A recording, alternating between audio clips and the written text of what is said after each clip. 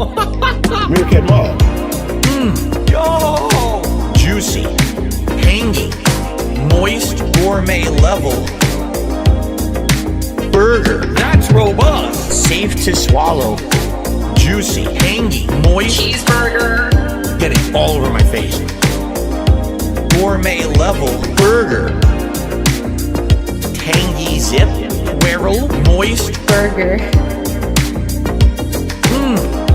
Yummy and robust. Yo! I have gout. Gout is a disease that makes my acid levels much higher than most people's. And so if I eat certain foods, my acid level elevates, skyrockets, and then I get all giant swelling and incredible pain in my joints. So I'm gonna eat this burger live with you today and share what I think about it. I'm sure people are gonna be asking me questions about it. Yo! Juicy, tangy, moist, gourmet level, timed release of flavors. Burger, that's robust. Juicy, tangy, moist burger. Get it all over my face. Gourmet level burger. Tangy, whirl, moist Burger. Yo! Gow, gow, gow, gow, gow. Cheeseburger. My hand is completely covered in sauce. Hey now, what's up everybody? We are here. It is time for a Saturday style, that being said, show coming at you live here on YouTube. Hey, big ups everybody. Meerkat Mob, are you in the house now?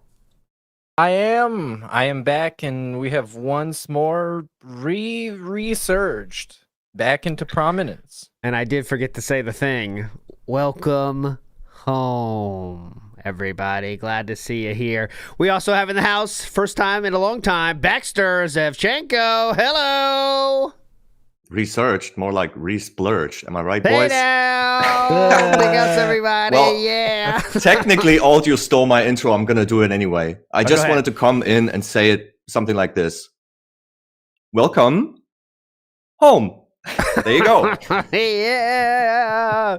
It's been quite the week, my friends. And yes, it feels like a long time since Monday when we watched the Asmongold and DSP interview. So I want to start with that. Obviously, Baxter, me and Meerkat have shared our thoughts when it happened. But what are your overall quick takes here of how the interview went? What were you thinking going in? What were you thinking going out, Baxter? So, quick takes. I don't take Asmund as someone who digs deep. I thought it was going to be superficial, and it went there. That's all there's to it. There it is.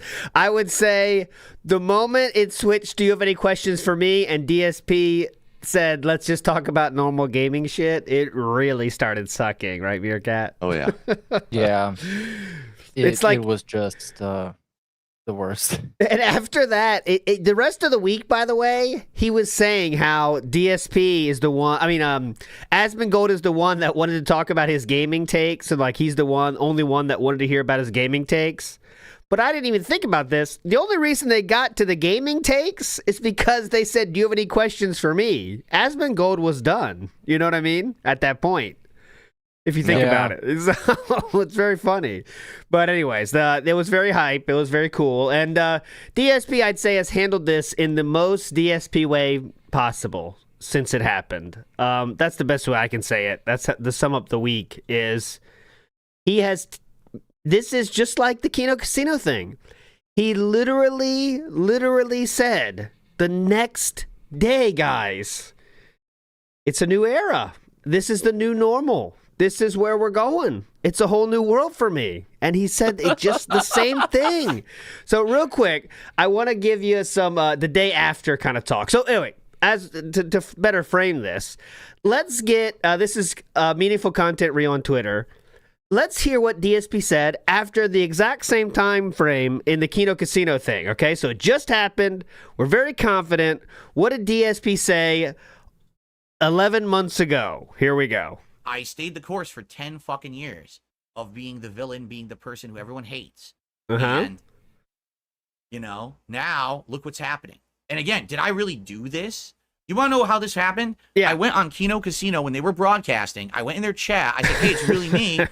Let's chat a little bit. And we talked for like an hour on their show back and forth. and they really liked me in the comments and jokes I was making. And they said, hey, why don't we have you on as a guest? Because that was actually really good. So I just took the initiative one night to do this. So he I didn't even remember this. I didn't remember this, by the way, but he said they thought his comments in their chat was so funny, they had to have him on. That's what he just said, guys. He said in the chats of Kino Casino, it was so funny. They said, yeah, let's get this guy on, definitely. Even though that's not it. He's talking about it like it was tryouts or something. They had an open mic, and he impressed him so much with his jokes and amazing takes. But really, it kind of shows that all you have to do is just pretend you care about his opinions, and he's gonna love you.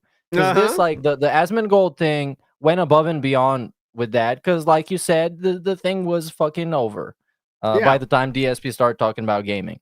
But then Asmongold not only expressed genuine interest in DSP's incredibly amazing and original takes, but he actually fucking agreed. And it was the best thing ever. So this is, again, he said, this is 11 months ago, the clip we're watching. He, again, is saying the exact same framing of... exact same framing. I have been given a new chance thanks to these very cool guys, Kino Casino. And now it's a whole new world, guys, because I've been given the second chance. All right, 29 seconds left. And literally that one little step, yeah, here we go. actually is what started this entire movement, positivity movement towards me. Positivity movement. Takes, because who knew? I could have easily went over there and they just decided to shit on me like everybody else, but they decided to keep their pants on. They decided to keep their pants on. Unlike everyone else unloading feces, they decided to keep their pants on. What? And be nice. And Did he say NPCs? Yeah. No. Just like everyone else, unloading feces, Baxter. Oh, okay. Please, it's scat. It's a scat reference. Unloading feces. They keep their pants on and be nice, and look what's changed. Again, a little kindness goes a long way, I think. Right? So that was 11 months ago. Okay. Now we're going to fast forward. Just to recap, DSP did get a multiple month boost from Kino Casino. And a big difference of the modern what's going on now and then is because Kino Casino was on a full court press of PR for DSP Gaming during this time. Remember? Warski was banning every detractor. Triple P is, battling with detractors for a while on Twitter. It was all full court press. DSP's awesome and the king. And there was a lot of Kino bros that were saying, even in our comments, Meerkat, you remember, you guys are such fucking assholes. You guys are DSP, the king is back and all this shit. It was a full court press of PR. He's not the devil. He hasn't killed anyone. Wasn't there this obnoxious DSP news guy? I remember this. Yes, there was. Yes, there was a lot of people doing full court press PR, okay, for them, and DSP's awesome. And that ran out. We don't need to go through the details of that, but the snake eating happened, let's say. And we got a good retcon of the snake eating now. There's been like 18 different versions at this point. But then we go to Monday, and the interview happens, and the next day starts, and we don't know how it's going to go exactly. Well, DSP handled this in the most DSP way possible. And holy shit, this is less than 5 minutes into the first stream, first podcast after the interview. Okay, guys, keep that in mind. So this is less than 5 minutes into the first podcast after the interview. Can DSP be normal in any way possible? Well, you judge for yourself. Here we go. And I just wanted to kind of open this today and say this. Welcome home to those of you who are down for gaming content. And welcome home to those of you who have been gone for a while and maybe were swayed by what everyone said. Swayed. And now you're coming back. Please come back. We're swayed. Because I haven't gone anywhere. You know, a lot of people are like, oh, it's the resurgence, it's the redemption arc, it's the second coming. No, I never went anywhere. You know what I mean? Like, I didn't... Reminder, we are less than 12 hours removed from the Asmongold interview finishing at this point. Okay, guys? Less than 12 hours removed. He would have nowhere to go either. No, where else is he going to go? I've still been here, guys. Disappear. I didn't leave and come back. I've been here the whole time. Grinding away. 68,000 videos.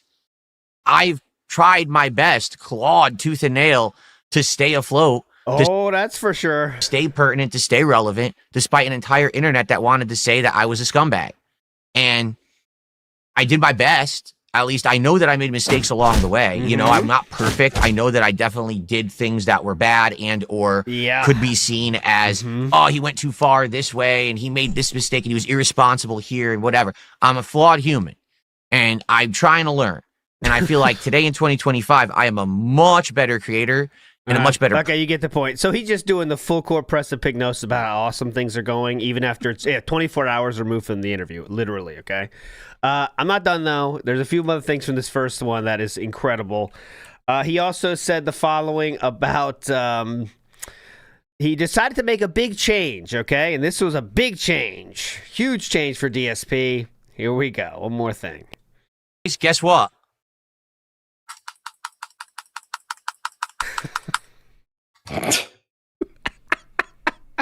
Ladies and gentlemen, it is truly the beginning of a new era. New era, boys. Done. Every once in a while, we just do it when we want to do it. We have fun doing it. It's not based on financial goals whatsoever. Instead, we just have fun and we do it. The goal counter's gone, folks. Gone. Why do we need it? No one noticed what it was.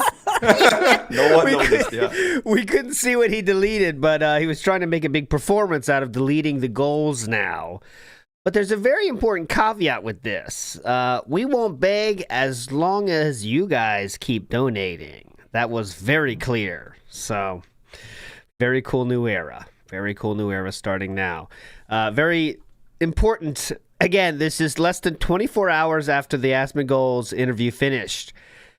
I'm not sure why anyone would make a decision this quick about the sweeping changes onto your content less than 24 hours after the interview has even finished. And I guess, is this just a result of reading comments about how awesome he was for 24 hours, staying up late till 4 a.m., you know, I wonder? This is, I guess, well, because finally he found somebody to validate him, to say, Phil, yes, Duty is fucking stealing your content, and you should fucking sue him, and also your video game takes are amazing. And he's been waiting for this for so long, and for someone to actually ask him about some shitty video game takes, about how Microsoft sucks, and Nintendo sucks, and video games are good, but some of them suck, but they are good in the end. So yes, finally he found his guy. And that guy got him a video with 1 million views. Like that video of the interview got like 950K. Yep.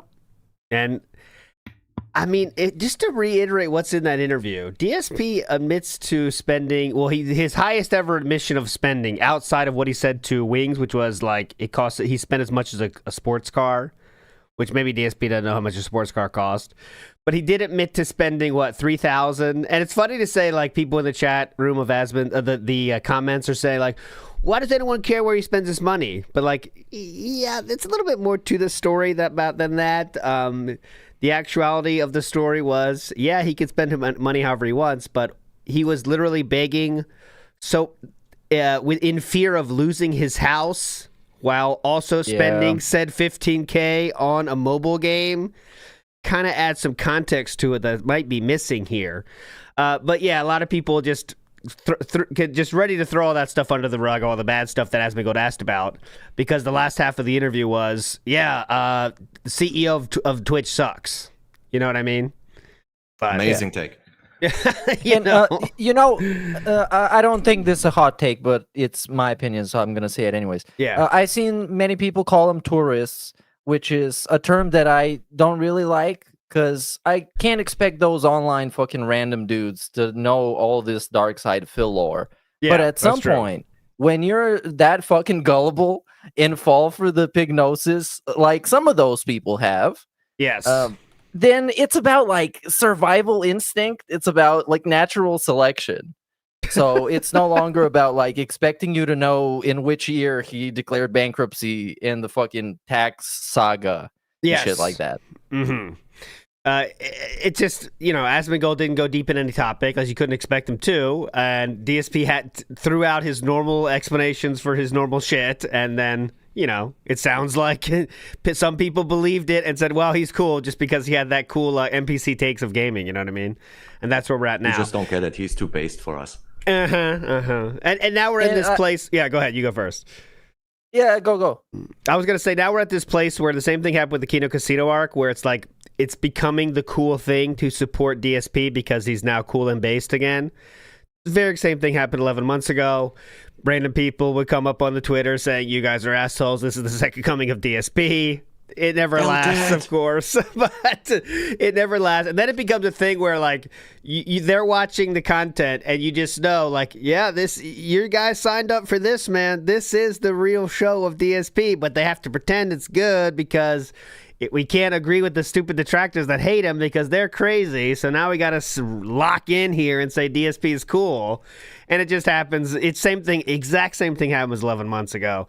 But we'll see how long this one lasts. I'm not sure it will last as long because, again, he doesn't have the full court press PR that was once given to him by Kino Casino. You know what I mean? Like, you can already see the view counts are going down back to what their normal rates. Of course, he had a big day yesterday because of the marathon. He's very thankful for it. But, it's just funny how this is such a exact copy, right, of what we saw 11 months ago. But DSP, of course, wants to control the narrative and say that's not the case. So this is from Poems past Twitter. He says this is not just like his previous resurgence, okay? It's not like that. Nuke with a $10 super chat says, we're entering a new renaissance. You deserve this, bro. Have a great stream. Thank you. So here's the difference, because already, my detractors are saying things like, so what is this, the yearly resurgence? Every year you're going to have a resurgence? Well, no, last year really wasn't a resurgence. Oh, it wasn't a resurgence. Okay. The king was never back, guys. Oh, okay. That wasn't a resurgence now. Gotcha. Last year was me doing drama content with drama content creators, getting a boost from the drama crowd, then immediately saying, I don't want to do drama anymore, and it went away. You see, that wasn't a resurgence. That was, hey, maybe Phil will do drama now and enter a whole new crowd, and then I didn't. Now, the people that... Okay, so just for the record here, this is the use of the word resurgence. Yeah, and that it was something. The tip of that is November of 2024. That's right when he did after the interview with Review Tech USA, by the way. Not the interview, but you know what I mean. The final chip show. So yes, now it's very cool to say that there's no resurgence, but he was saying it a lot then, I'll tell you that. All right, here we go. By the way, people go check out the Clips channel where I uploaded exactly what ALT is talking about. DSP proclaiming himself king and telling Craig to go flush himself down the toilet. That's an all-time classic moment, and you can go find it there. And he also says the famous line that will last forever, which he also said this week again. Craig, I'm not sure you're aware. People like me now. People like me now. He said the exact same thing this week, guys. People like me again. Come on. This is the most DSP thing you could possibly do. It is like a nerd in school that the hot girl at school decides to talk to them, and then all of a sudden the next day he shows up to school saying, guys, I'm cool now. Everyone likes me now. This is going to last forever. This is the new me. But then the girl forgets your name and you go right back to where you are. If you didn't make these public announcements of how everything's different and just rolled with it, it would be much more of a successful change. However, DSP has to be DSP and make these broad proclamations about how it's a new era. Everything has changed. We're never going back to the old ways. I'm never begging again. And that just makes it a lot more fun for us when this all ends, which of course it will. 20 more seconds on this one. That are here tonight are here to watch gameplay, right? Yeah. You're all here to watch me suck in Call of Duty, or maybe get better, but probably suck, right? That's what you're here for. You're in the right place. Mm-hmm. You're here to see gaming. You're that crowd, right? Mm-hmm. So he's trying to frame this resurgence is not a drama resurgence. These people don't come to watch him for drama reasons. They come to watch him for the gaming. And then they get the investors meeting for like 2 to 3 hours. Yeah. Amazing. So then this... Every day, by the way. I know people want to see about the Black Friday shit, but this next day was so fascinating for me because literally we spent 2 hours of the biggest audience he had the entire week, right? This is the next day. He talked about the following topics, okay? Gout. He brought it up. I have a blood condition called gout.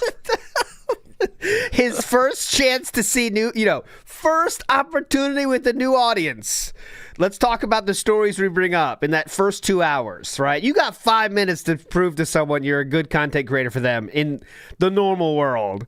DSP chooses to talk about such topics as gout, his wife's weight, his wife's health issues, how the trolls have ruined his life for the last 17 years, how the trolls control his life for 17 years, how he ignores all the trolls, and how he hates the drama.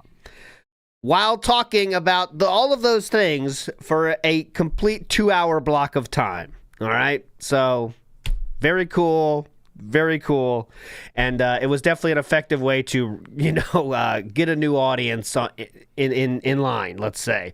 He must be thanking all those people who sent him all those super chats telling him, well, hey, stop talking about money so much. Maybe play more games. Maybe talk less about money. Yes, and he got a lot of super chats from people. It was like the endless strip of super chats from people saying, "Great interview, King, with Aspen Gold. I just saw it. It was awesome." And then you can see the kind of feeling start to dip when there was some new people saying, "Does he really not play games on this channel?" The longer he talks, the more the lol cow starts coming out. And you can see like the normal people that might wanted to check him out start dipping. Of course, some people are going to stay. Then when the gameplay started, it went back to basically normal viewers with a moderate bump for sure. But this bullshit about how this is different than lol cow, than Kino Casino because it's not about drama. It's very funny path to take when Aspen Gold is a drama streamer, guys. I don't know if you need to know that, but I think that's a fair way to describe him, Meerkat. Wouldn't you say that? Sure. I mean, yeah. Yeah. He's the guy that shares his screen and just scrolls on Twitter and talks about whatever he sees and watches like videos. I guess he's all kinds of a streamer. And if you were there for DSP Gaming for Games, you have to wait 2 hours to get to any games, right? Like DSP is set in his ways. I've got to talk for 2 hours, then we'll get to the gameplay, then it was a very funny way to start his resurgence. I'll say that. The funny thing is he was called out for that kind of behavior, and the response he gave is, "Listen, we're just having a conversation." No, dude, you're talking to yourself. Like, who are you trying to kid? Yeah, so at this point, his best bet is to be as parasocial as possible and get the people that stick around to watch him. They shouldn't be watching him for the gameplay. They need to be watching him because they are parasocially connected to him. Because fuck the gameplay. That shit's trash. He plays a million different games and doesn't finish like 80% of them. So that's out of here. And he makes the most of his content from brainwashing dents and being parasocial as fuck with them and essentially being their abuse twice. All right? Meerkat Bob's coming back, hopefully. You guys back? Hello. You guys back? It dropped? Yeah, you dropped, but now you're back. You're back. Oh. Well, this was back. Refresh. Yeah. Didn't want you to hear. Yes, we're back. We got DDoS, but we're back, guys. I promise. Anyways, this is just a very funny 2 days. One more clip from that time here. This PC I bought. Oh, yeah. This is also, just for the reference as we keep going forward, this is what DSP said after he got a PC with all the new money from Kino Casino, and then we'll move on. Here we go. Before we even begin tonight, I have to say, before we even look at this PC, thank you. This PC I bought myself because you guys have supported me so strongly this year. Ever since that resurgence in August, me getting a second chance at not being treated like a joke, but instead being treated seriously as a content creator and a person, you guys have come out and supported me in droves. This has changed my life. Not only my setup and my work, but my life behind the scenes. Everything is getting better for me and my family. And it's because of you and your support. Tonight, what we are doing is the direct result of your support. Sound familiar? So if you're like, wow, This is cool. He gets to upgrade everything because of you. Yes. And I'm so eternally grateful that this is now the reality. Before we even begin. This is not yesterday. This is 11 months ago, guys. It is not AI, by the way. That is not AI. Okay, that's real. That's real. That's real. Baxter, you back with us, sir? Yes. Okay, I can good. hear You're you back again. in action. Okay, big ups. Big ups. Sildagrim says, welcome home. Hell Home. yeah. Welcome home. Not weird at all. Big ups to the one, the only. The bitches loves cannons says, hey, thanks for making the interview entertaining. I have a quick thought. Asmund Gay, ask him why the detractors hate him, and I could only think of Bathtub Ross. If you know, you know, a pedophile defender. Oh, okay, that's okay. Big ups, bitches love cannons.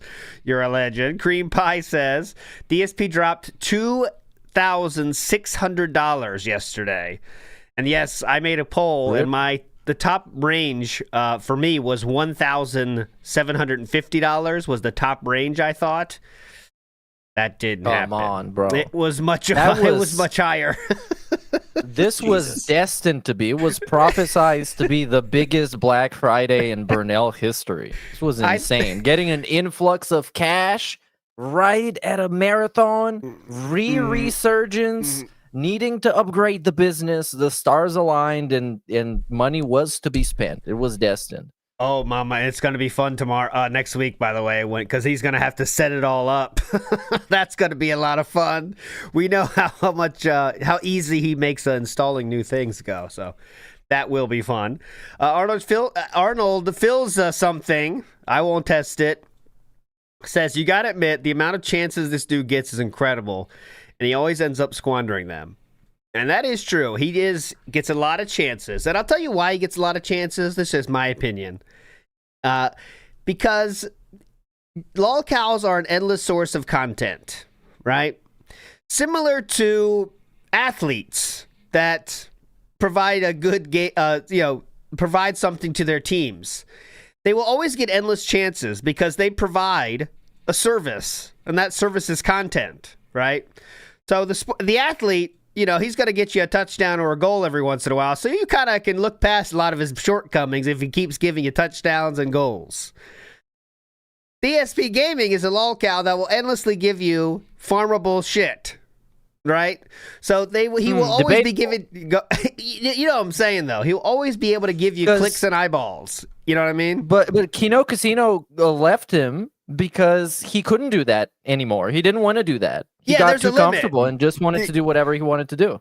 There's a limit, but I'm saying there'll always be someone that will try again, right? Because, let's be real. When this Aspen shit ends, there'll be someone out there, some podcast out there that DSP will agree to do another interview for, and maybe he'll get a bump then again, because you always want to give lolcows a chance because they do give you a lot of attention and eyeballs, if you know what I'm saying. I could see him doing a stream with Smash JT or one of those guys that's on Twitter talking about woke video games. Because the DSP would fit right in. They would love his... Yeah, 8-Bit Eric. They would love his takes. They would think he's based as hell.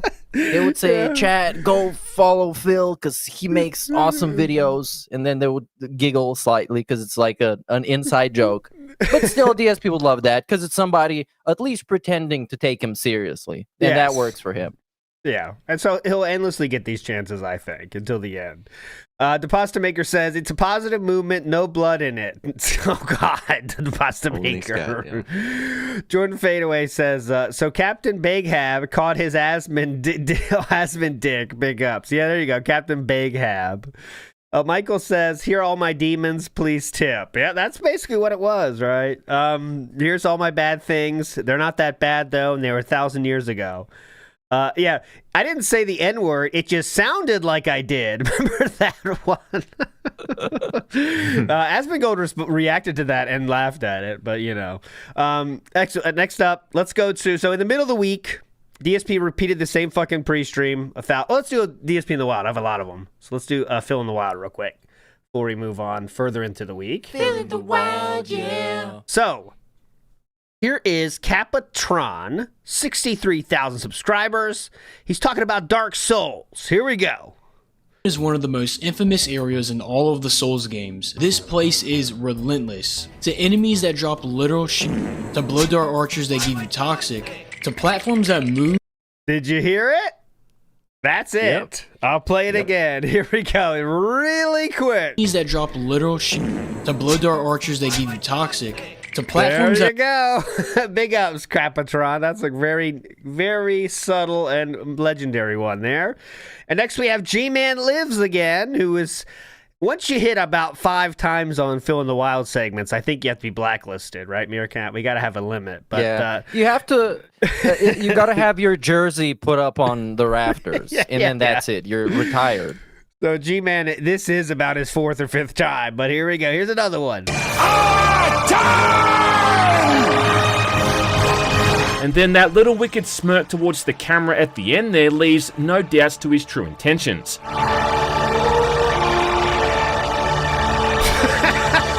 After that, you hit the main menu. So good. After that, you hit... Infamous whole picture. That's it. Let's do one more. Oh, here's a Sir Dubs. Sir Dub. At the beginning, I think? He's so broke. Even iDub subscribed. In today's video, Ethan is trolling iDubbbz now, talking about how he's I eating don't think food it's on car. Oh, it's the you got start. you got to get the clip. Hold on, where is it? I'll get it. Yeah, I'll get it for later. Just let's just go. With Yeah, let's move on. Okay. Later in the week, DSP made a Thanksgiving video. Yeah. Before we get into that, go ahead. Sorry to derail that, but No. that shit was weird as fuck. So I want to hear what you guys have to say about it. So the day after the interview, this dude at like 2:30 a.m. his time posts like a weird tweet about how Kick offered him a sponsorship, like a gambling sponsorship for big money. Yes. And then I think he deleted the tweet. Did he delete the tweet? What the fuck was that about? Oh, boys, did you see the new... Did you see the new picture? Whoa. He's no. holiday spirit. Enjoying yourselves, Asman fans? All right. The king is jolly and full of holiday spirits. Very cool and not cringe at all. I'll find the tweet Immediately for after Black Friday. It's just so shameless. This is what corporations do, and people hate it when they do it because it's shameless and it's fake. By the way, we didn't show it here, but yeah, during the day after the interview, DSP did say, "Good morning, everyone. In light of so many of you now checking out DSP Gaming overnight, today I'm going to begin my first stream early." So he started early for the new fans. Fuck you, old fans. It looks like it is deleted, Meerkat Mob. You are correct. Steak tweet deleted from the memory banks and the servers of Twitter. Gone. He deleted it. Damn. Purged.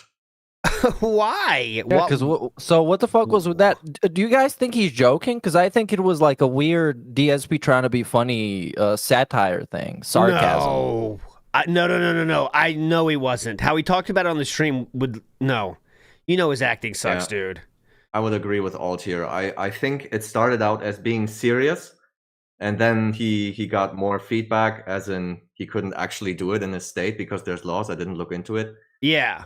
And then he realized, haha, actually I could kick back at the detractors for this, but because I tricked them. I tricked them.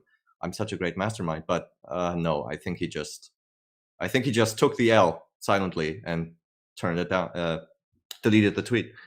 My guess is that it's even simpler than that. I think it's just like you said it's one of those mails you know, if you make any videos on YouTube, I'm sure once they hit a certain size, you start getting emails, but they're not real, but they're like, "Hey, we can work with you, making your content great. You want to team up with us?" I'm guessing it was one of those that DSP just took way too seriously. Right? That's my guess. You know, because like, you know, Steak probably sends out 1,000 emails. Once you get like a 20,000 view video or something, they might just send those emails out like every other fucking company. You know? I hope they know that that he spent a considerable amount of money on a gacha game, and they were like, "We love this guy. Let's send him an offer." Yeah, this guy's a top mark. We need to get him. Yeah, like, I don't know. I just think I don't know. Maybe it was real, but then he learned he couldn't, and then he has to fade it away. But yeah, he would obviously do. I think he would do it if he could, but yeah, it is illegal in his state. So maybe he learned about that and decided against it too. I don't know. But yeah, there was the steak up there. Yeah, go ahead. Could it be one of those things? Okay, since we don't know the real truth, this is gonna be my headcanon, my fan fiction. So it was him trying to fish for a sponsorship by sarcastically saying that he got one and was like, "Whoa, you guys, they're offering so much money. Wouldn't that be crazy if they did that?" Yeah. Okay. Wow. Big ups to we have him. He talked about it yesterday. Someone just sent me the link of it. Let's see this. Okay, he did talk about the steak yesterday, which might be the ending of the story. I see someone saying he has not logged into WB Champions in 8 days. That's not how that site works, guys. I showed it yesterday on WPIG, but the API doesn't update. It updates like twice a week sometimes, so don't think the streak is over at all. It's not. I can show you the link to show you how to check it. That's what people said when the Undertaker's streak was over. They were in denial. But I think just like the Undertaker, we need the Brock Lesnar of mobile video games to come in and just take the Undertaker's streak. And I think that happened by now.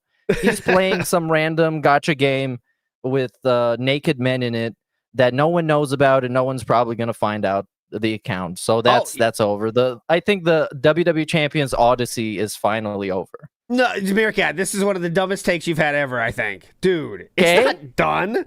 I can prove it. The API says it just hasn't updated since the website. It's still going strong, brother. All right, sure. I'd love to see it. Okay, so but I wouldn't be surprised if it's over, because I think it's about time. Yeah, people have been speculating he started using his on-screen account that he made for streaming. I don't know. You guys are more dented than I thought. Here's what you do. You look at the last activity date. This is the API. I'm hacking right now. This is the last activity date. This is a public from that site. Okay, 11/26 is the last activity date. Hacking. Now look, if you scroll down here, boys, there's something known as a snapshot date, and that is when the website updates its information. So the website hasn't updated since it recorded his last activity date. That means we're just waiting for the next snapshot date, which will show the login streak is alive and well, brothers. That's it, boys. But it's even further to my point. Even if it was alive, it would be like the Undertaker continuing to wrestle after the streak was over. It was just like a husk of a guy just throwing himself out there to get some like Arab money. It's not DSP spending with his heart now. He's just spending with what's left of the sunken cost fallacy that he invested in this game. I don't know. It's over. This is a hot take. We didn't have a debate show about this because I will fight you on this one. I think the login streak shall never die, in my opinion. He has to keep that going. Even if he does have a different main game, the login streak is got to happen. Keep going. Anyways, let's get to the steak talk. He did mention steak yesterday, and let's get an update on that story. But the tweet officially is deleted. Here we go. What? Seriously? Asenison says, you're the first streamer that ever said my name right. I think I'll be a long-time viewer. Seriously? Okay, shut up. It's not that bad. Asenison. Asenison? Who? I mean, at first glance, you think Ascension, right? Because everyone uses words like that online. Oh, Ascension. But then you just look quickly, you're like, no, it's actually Asenison. Hold on. It's not even hard to say. Why would everyone get your name wrong? Oh, shut up. I'm That's getting weird. the transcript right now, so I can't even pause it till the transcript He's so loads. smart, dude. Okay. That's weird. Woo! Ready for another sipping of water? I'm loading the transcript. Hang on. The drinking of the gin? Washing of the dishes? 6:59. Here it is. We don't need to see the shot. Right here. A steak, 6:59:20. 6:59:20. The bit right here. Blucher, no update on the Steak partnership. Basically, what happened is the other day, Steak contacted me. They actually DM'd me officially and said they wanted to talk to me about a possible partnership. And I wrote back and said, okay. They gave me contact info. I wrote to them. They've written back again, but there's been no details whatsoever. It's just like, hi. That's it. So I'm waiting to hear back from them on anything. What? I have no idea what they're even thinking of offering me, if anything. There you go, They Meerkat. sent 3 emails just saying, hi, Philip. Okay. Yeah. I believe that. Yeah. They sent one, then they sent another one, and they just said, hi, hi, Hi.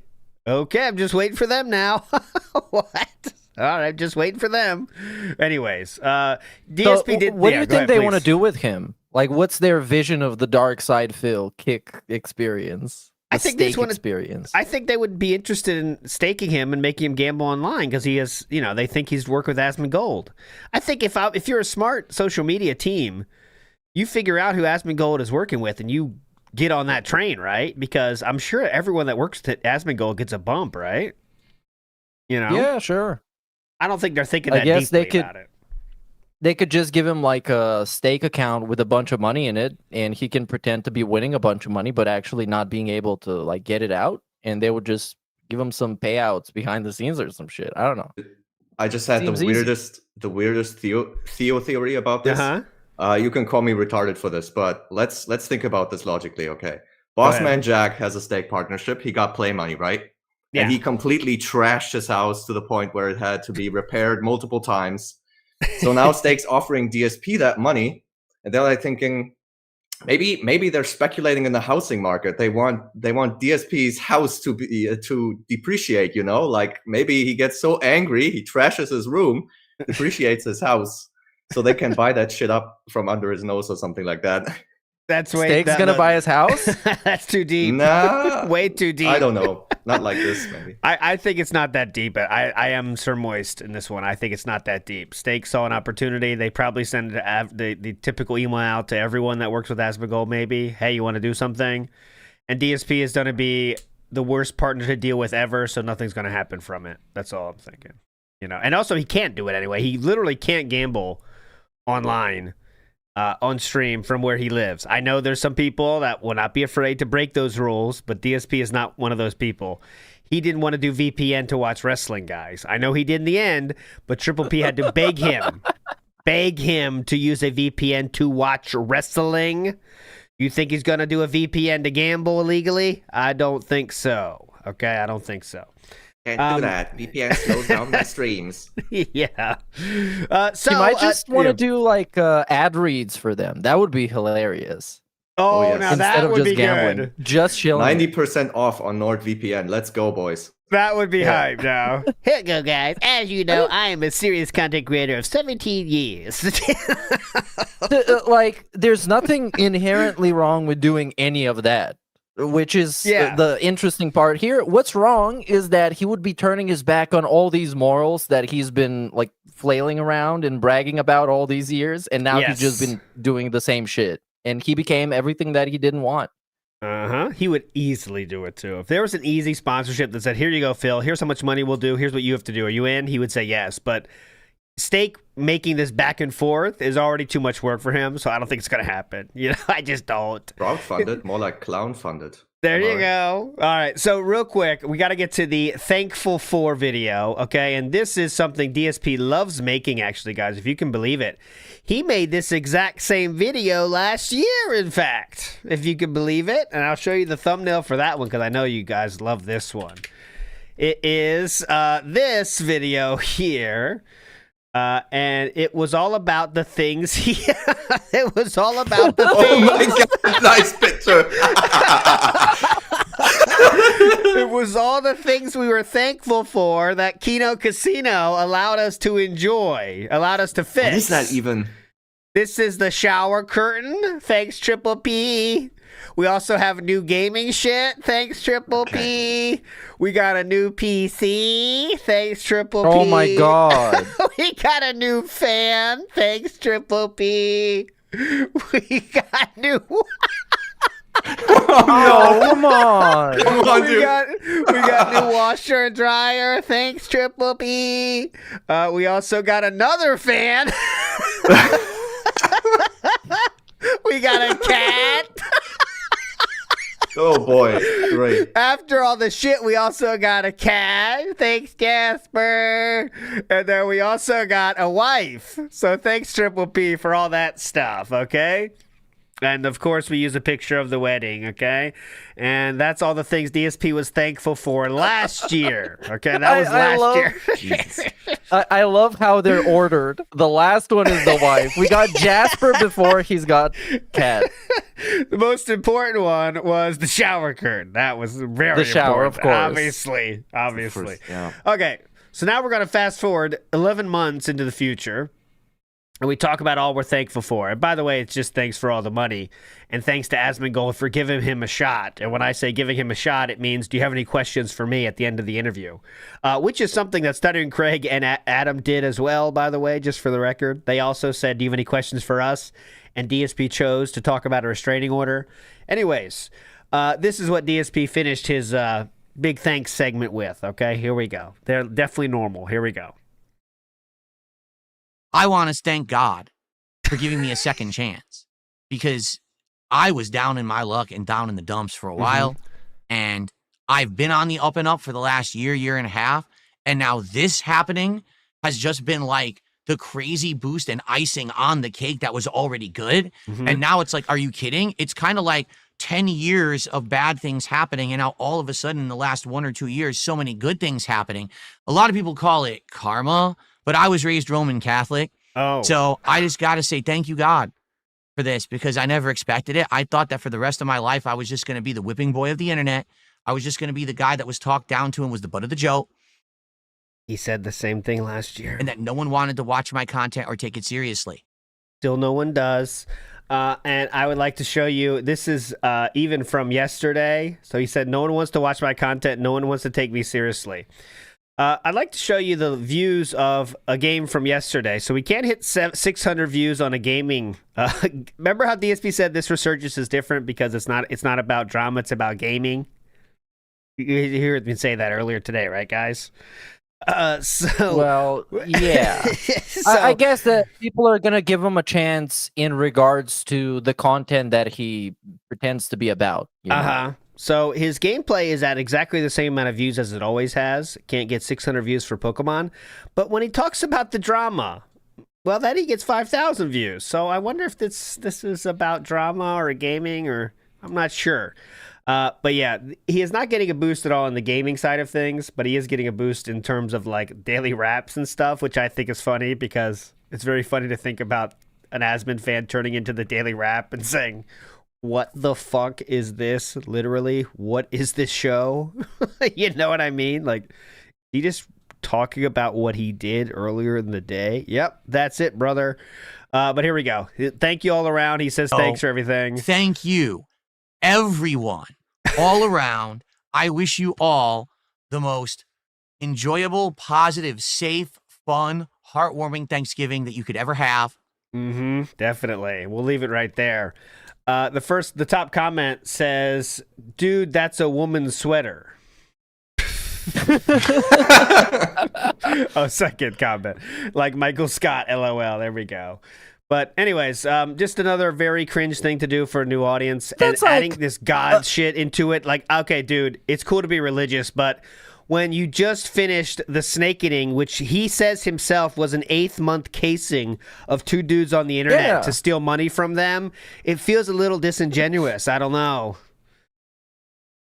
And he was talking about like how religious he became like that whole time. But of course, he's a fake-ass fucking believer. He's a believer now because other people are believers and he wants them to like him.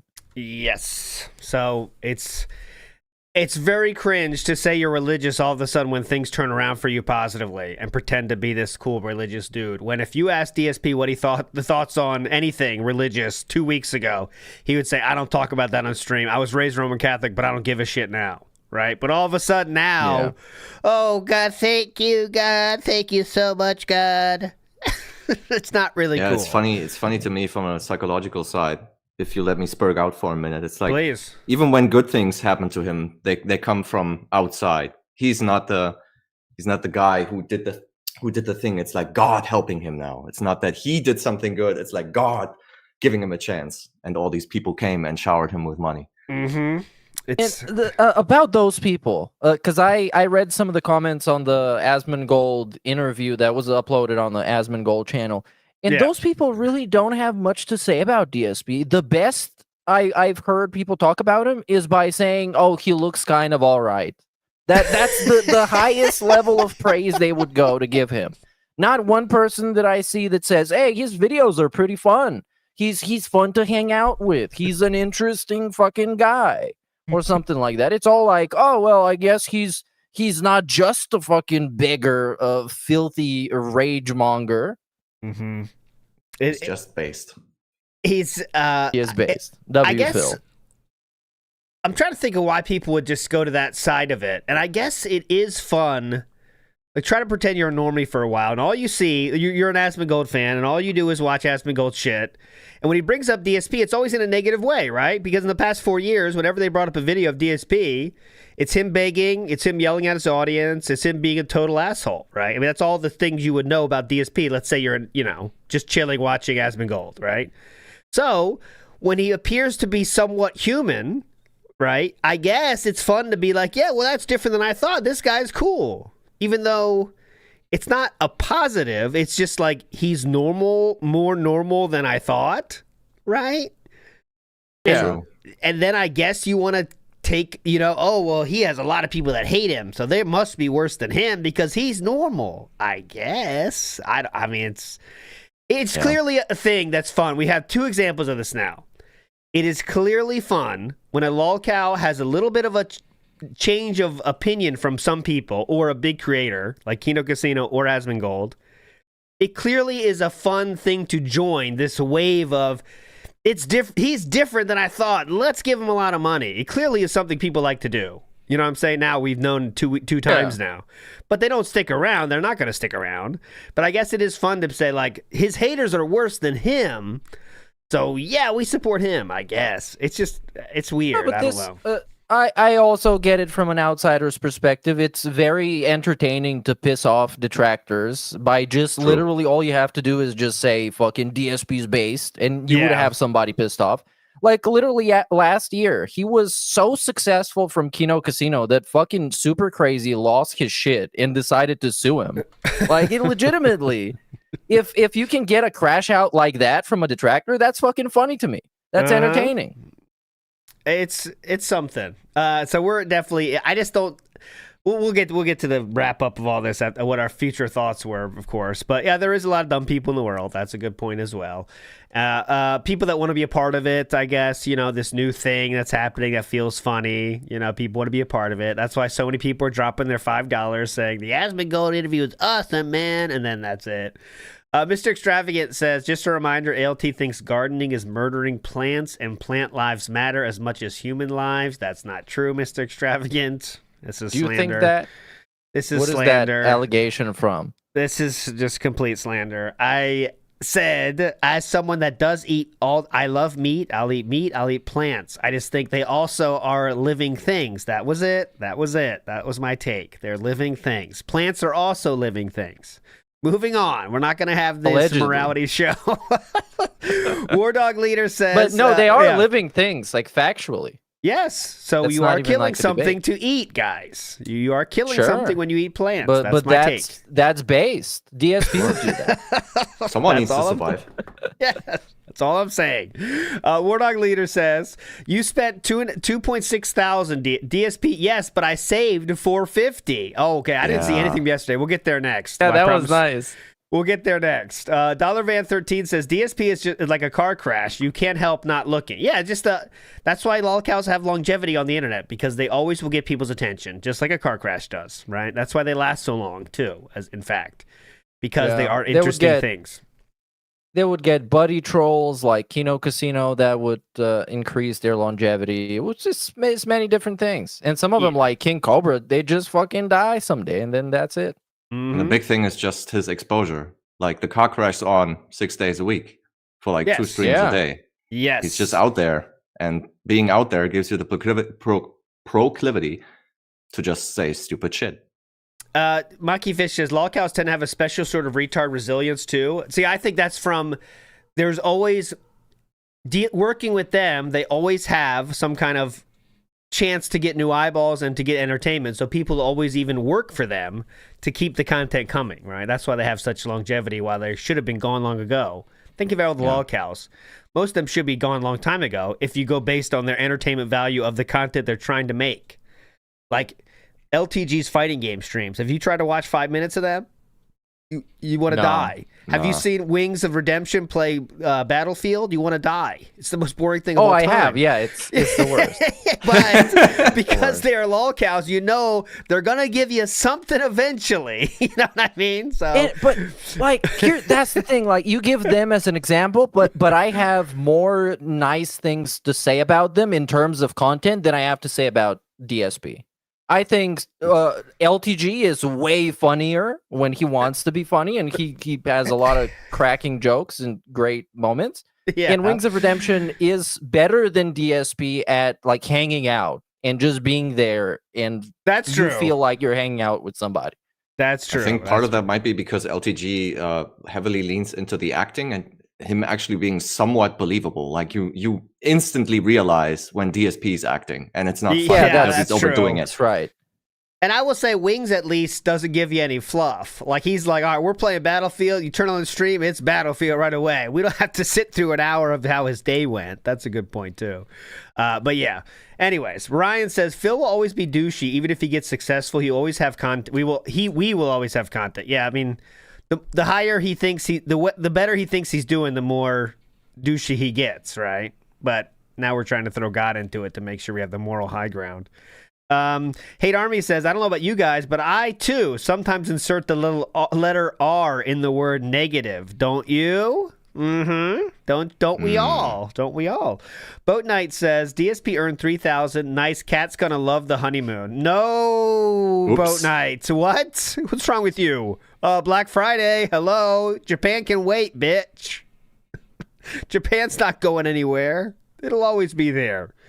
Seabook Dev says, can we talk about steak or is it off topic? We could talk about steak. There's a lot of steaks going on right now. This Gold 73 says, because he can't be a shill. I think he can be a shill, honestly. That's what I'm saying. I think he definitely can be a shill, personally. He did it 2 times in the past. Like, what was the one? Spawn Seats and the other one? Spawn Seats. OP Spawn Seats. OP Seats. Yeah, that's one. OP. And then he tried to flex on that. Still got the chair though, so it's kind of worth it actually. Okay. Yeah. Right. Let's get to some craziness from Black Friday. All right. Let me do one more Phil in the Wild though. Okay. Not that one, but this one. Phil in the Wild, yeah. Let's do this one. This is from Pointless Hub. 1.2 million views on this puppy from a channel with 1.2 million views. There we go. Here we go. That artifact is gonna pay for the house. Wait, how much of our house? I think we played this one already, but it's fine. Well, all of it. So we know that real money is going into the Oasis every day and being transferred into coins. A movie from 2018 might have a scene like this, and it's just people spending their money on video game I've already played this, but still worth coins. But someone from 2020... It's still very much worth it, so you're felt it. One more. That is so ironic because she scammed her fans with crypto. That is... I should not be saying that. Insert that one, like, photo of, like, the nice castle and then, like, the haunted house. Influencers deciding what to do when they fall off. Either start a crypto scam or start an OF. Even DSP gets more viewers than that.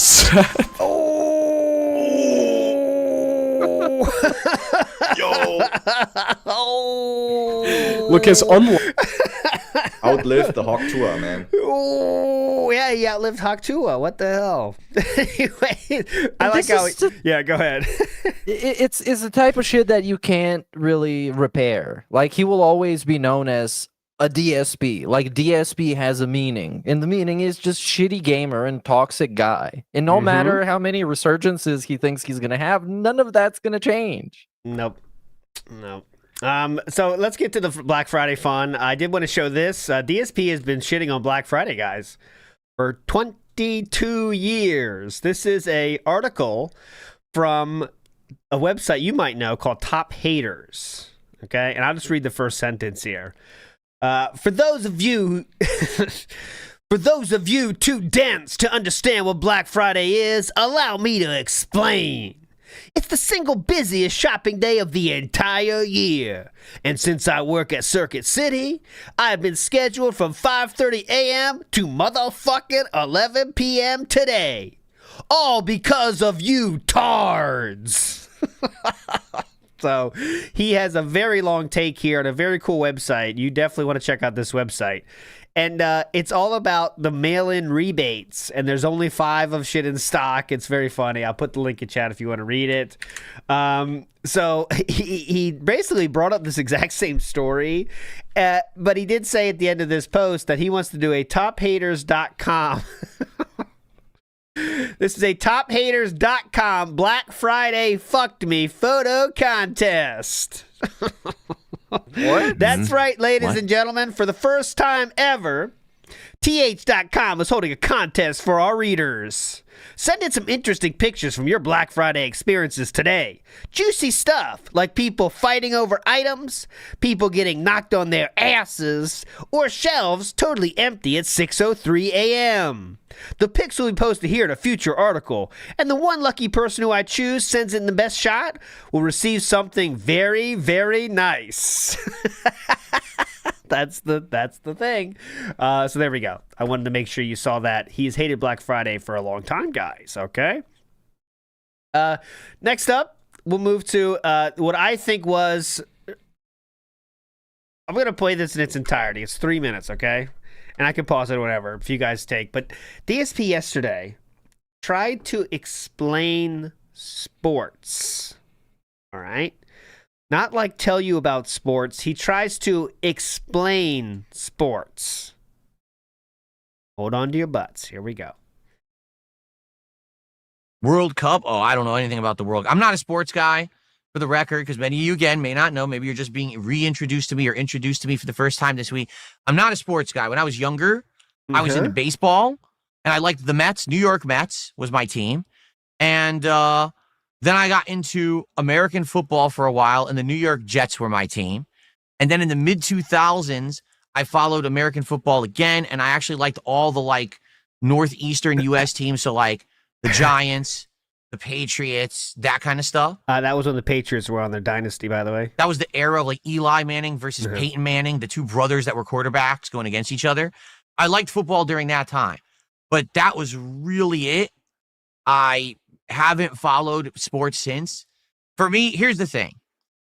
I totally understand people who like sports. I get it. It's exciting. You watch the games, you get into it, you get adrenaline. Oh, they're going to make the play, they're going to score. I love it. I do. Like, I actually get into that too. It's exciting stuff. The only thing I can think about is a guy like, yeah, I love chicks. The boobs, the ass, the legs. I love all of it. I'm extremely sexually attracted to chicks. You know? Like, what the fuck? But it's exciting. They're making the plays. It's exciting. A lot of time investment. Is it not? Like, if you're going to follow a season of a sport, you've got to watch so many games. You've got to be following the players and their stats. You get into things like the fan fantasy leagues. You got to buy the merch. You got to go and watch the games with friends partying. And it's like, it's very, very tiresome. What a weird outlook to have on sports, I guess. It's like, is this just cope because he wants to explain why he doesn't like it? Like, you know what I mean? Like, who would come up with this conclusion? It's tiring to him, I think, because it's a lot of socializing with other people. Oh, maybe that's it. It's so weird. It's kind of a weird DSP thing, trying to almost rationalize and give specific reasons as to why you don't care about something. You can just not care about sports, but having to come up with bullshit reasons that are legit fake to try and justify it, like, why bother? Just don't care about sports. So weird. I understand understanding sports. He could just say, I understand sports, I just don't understand fan culture. There you go. No. I get it, guys. I get it. What? Also, he goes to this one. I'm going to fast forwarding a little bit in the future because it's not worth it. But he goes on for some time about sports. But here we go. One more thing. Never, ever Super Bowl. They're actually going to win, and they lost. They bumbled the play that would have won the Super Bowl for them. And then after that, they have never, ever gotten to the game again. So it's just kind of funny. Like, I showed up right after the big sports boom here. So I don't really follow sports. I mean, I could, but it would be kind of disappointing every year. You get far and you're like, oh, then you choke at the end or you lose. That's how a 10-year-old's outlook of sports too, isn't it? I don't want to watch it because my team loses most of the time. You know what I mean? That's so dumb. This team could lose. Therefore, investment is unnecessary. It's a waste of my time, dude. Why like a team when they can't win the championship every year? What's the point? But that's actually great. It's great that he doesn't follow sports, because otherwise he would just be the worst type of fan, the fucking bandwagon fan that just follows the team that wins all the time and is just like pretends to like them just because they're winning. And that's not what sports is about. Yeah, sports fans breathe easily because he started talking about fucking fitness, and I know something about that, and it's annoying. Let me tell you, it's very annoying. It's just similar to his religious takes, right? He's a fair weather Christian too. You know, they say that. Yeah. He's a fair weather Only when Christian. he's winning. Yeah. Only when I'm winning do I love Jesus. After that, fuck him. All right. They make fun of him as zombie, but when things are going well. Thanks, guys. Thanks, Jesus. I love it. Okay, moving on. After this, very quickly after this, DSP had an insane retcon of the Kino Casino arc in its entirety. For those keeping track at home, this is the new norm of just retconning the story. But from his very own Level 666 podcast, he stated it was an 8-month thing. He was planning the entire time. It went exactly as he wanted it to go. And it was all his plan, okay? Well, here's the new version. Excellent. See, now here's something that I would like to say. Please. You better take a sip. You fucking sleazy ass. What I'd like to say is this: thank you to those of you who are coming by and supporting for the right reasons, because you like gaming and now you've seen my content and you like it. They don't like gaming that much, to be honest. The views aren't showing that out, but go ahead. A year ago, I did a collab. Also, if you're a new viewer, it doesn't seem like DSP likes gaming that much because he does more yapping than gaming, you know? But all right, pretty cool. With a bunch of drama creators. And the reason I did it is because I didn't think I was ever going to be able to be recognized anymore for gaming, because I had become this meme on the internet, this negative meme, right? Yeah. And so that collab worked, but it only worked within the drama sphere. So what ended up happening was, oh, DSP's cool, and all these new people came to my content and showered me with support. That's what's happening right now. For like 2-3 weeks. But after that time, what happened was, they were like, oh, wait a minute. We don't like gaming. We're here for drama. That's happening right now as well, and it definitely lasted longer than 2 or 3 weeks. Want Phil to go out and attack this other creator and talk junk about this person and insult this guy. So I actually did some of it, admittedly. And now I kind of look back at it and I'm like, you know. Okay, and also his entire plans of things to do with Kino Casino was also doing drama, Guntbusters, for an example. That was all his idea, okay? All of his ideas had to do with drama. Even the ones that were kind of tied to gaming, like he wanted to do one like zombie thing, COD or whatever, but then he wanted to do wrestling fake matches, and he was going to do all lol cows in there, all people that they hate. It was drama all the time. Yeah, he wanted to do and the drama. Yes, it wasn't with the best interest of the viewer in mind. It was selfish and vengeful, because it was drama about people that hurt him in the past. So now with his newfound popularity, he wanted to take revenge. Yes. Yeah, I think there's a crucial difference between the I'm not sure which year it was, the internet blood sports. If you guys remember that. That was the age that he was trying to copy, and it failed. Yep. You know what? It kind of, it made me feel dirty. It made me feel dirty. Okay. Were you feeling dirty in the chat rooms of Kino Casino for 5 hours a night while Cat with Catherine was sleeping? It kind of, or praying. Yeah. It made me feel dirty. You know what I mean? Like, that's not me. I'm not the kind of guy that will just go after someone for no reason just to get a rise or whatever. And it sucked. Like, I had to look at people who were like talking on social media. Like, come on. Super into it. This is the most I've seen him be into something since he was talking shit about like fucking Toby Turner or whatever back in the day on YouTube. Like, he was so into this drama. You could see that he legit wanted to do this, and he canceled all of his other gaming bullshit just so he can do more drama. Yeah, beyond the shadow of a doubt, just not acting. He was doing remember the clips he was doing? There was no gaming clips. It was like, who can we shit on that day and make a clip out of it? Remember? Let's Do Duty, LTG, COG. Who else did we try to felt during those times making clips? Remember? It was every single day. Who can I shit on? He fucking loved it because the money was coming in. About me and be like, oh, let me just randomly aim at this guy today and attack this person and talk junk about this. And my longtime viewers who had been along for me this whole ride and said, you know, we love gaming. We're like, what are you doing? Yeah, and he ignored them for months. This isn't the content you make. Now you're going to make this kind of content. This is like lowbrow garbage. This is what you said you're against. And I was like, yeah, but don't you see that I'm getting a rise and I'm getting views and money and support and all this? And they were like, yeah, but it's going to be fleeting because if you keep making that content and you go down that avenue, you're going to lose us. And so I had to do some soul searching. What's Dent is saying this, by the way? Is this an email from Jade? Who's saying this thing besides people in his fucking head? Bro, I'm sure he's getting emails constantly. Like I said, he's relying on his ability to be a parasocial, needy person with extreme attachment issues. So those people feel like they're personally invested in his life. So, of course, he's going to get a bunch of dents sending him emails, some multi-paragraphs, the same way that he did to Triple P. And they're going to be talking to him like they've been knowing him for 20 years and like they're personal friends. Yeah. I'm sure this happened. 100%. But, again, he ignored them for months while things were going well with Kino Casino, okay? He ignored all these people and didn't give a fuck about them while he was still getting the more views and money. Go ahead, Baxter. That's facts. He said something. He's saying something different now, but I'm pretty sure he responded to some of those emails with 3 words: fair weather fan. And that's it. Yeah. Looking like, what do I really want to do? Do I want to be popular by any means necessary? Yes, and he tried that very hard.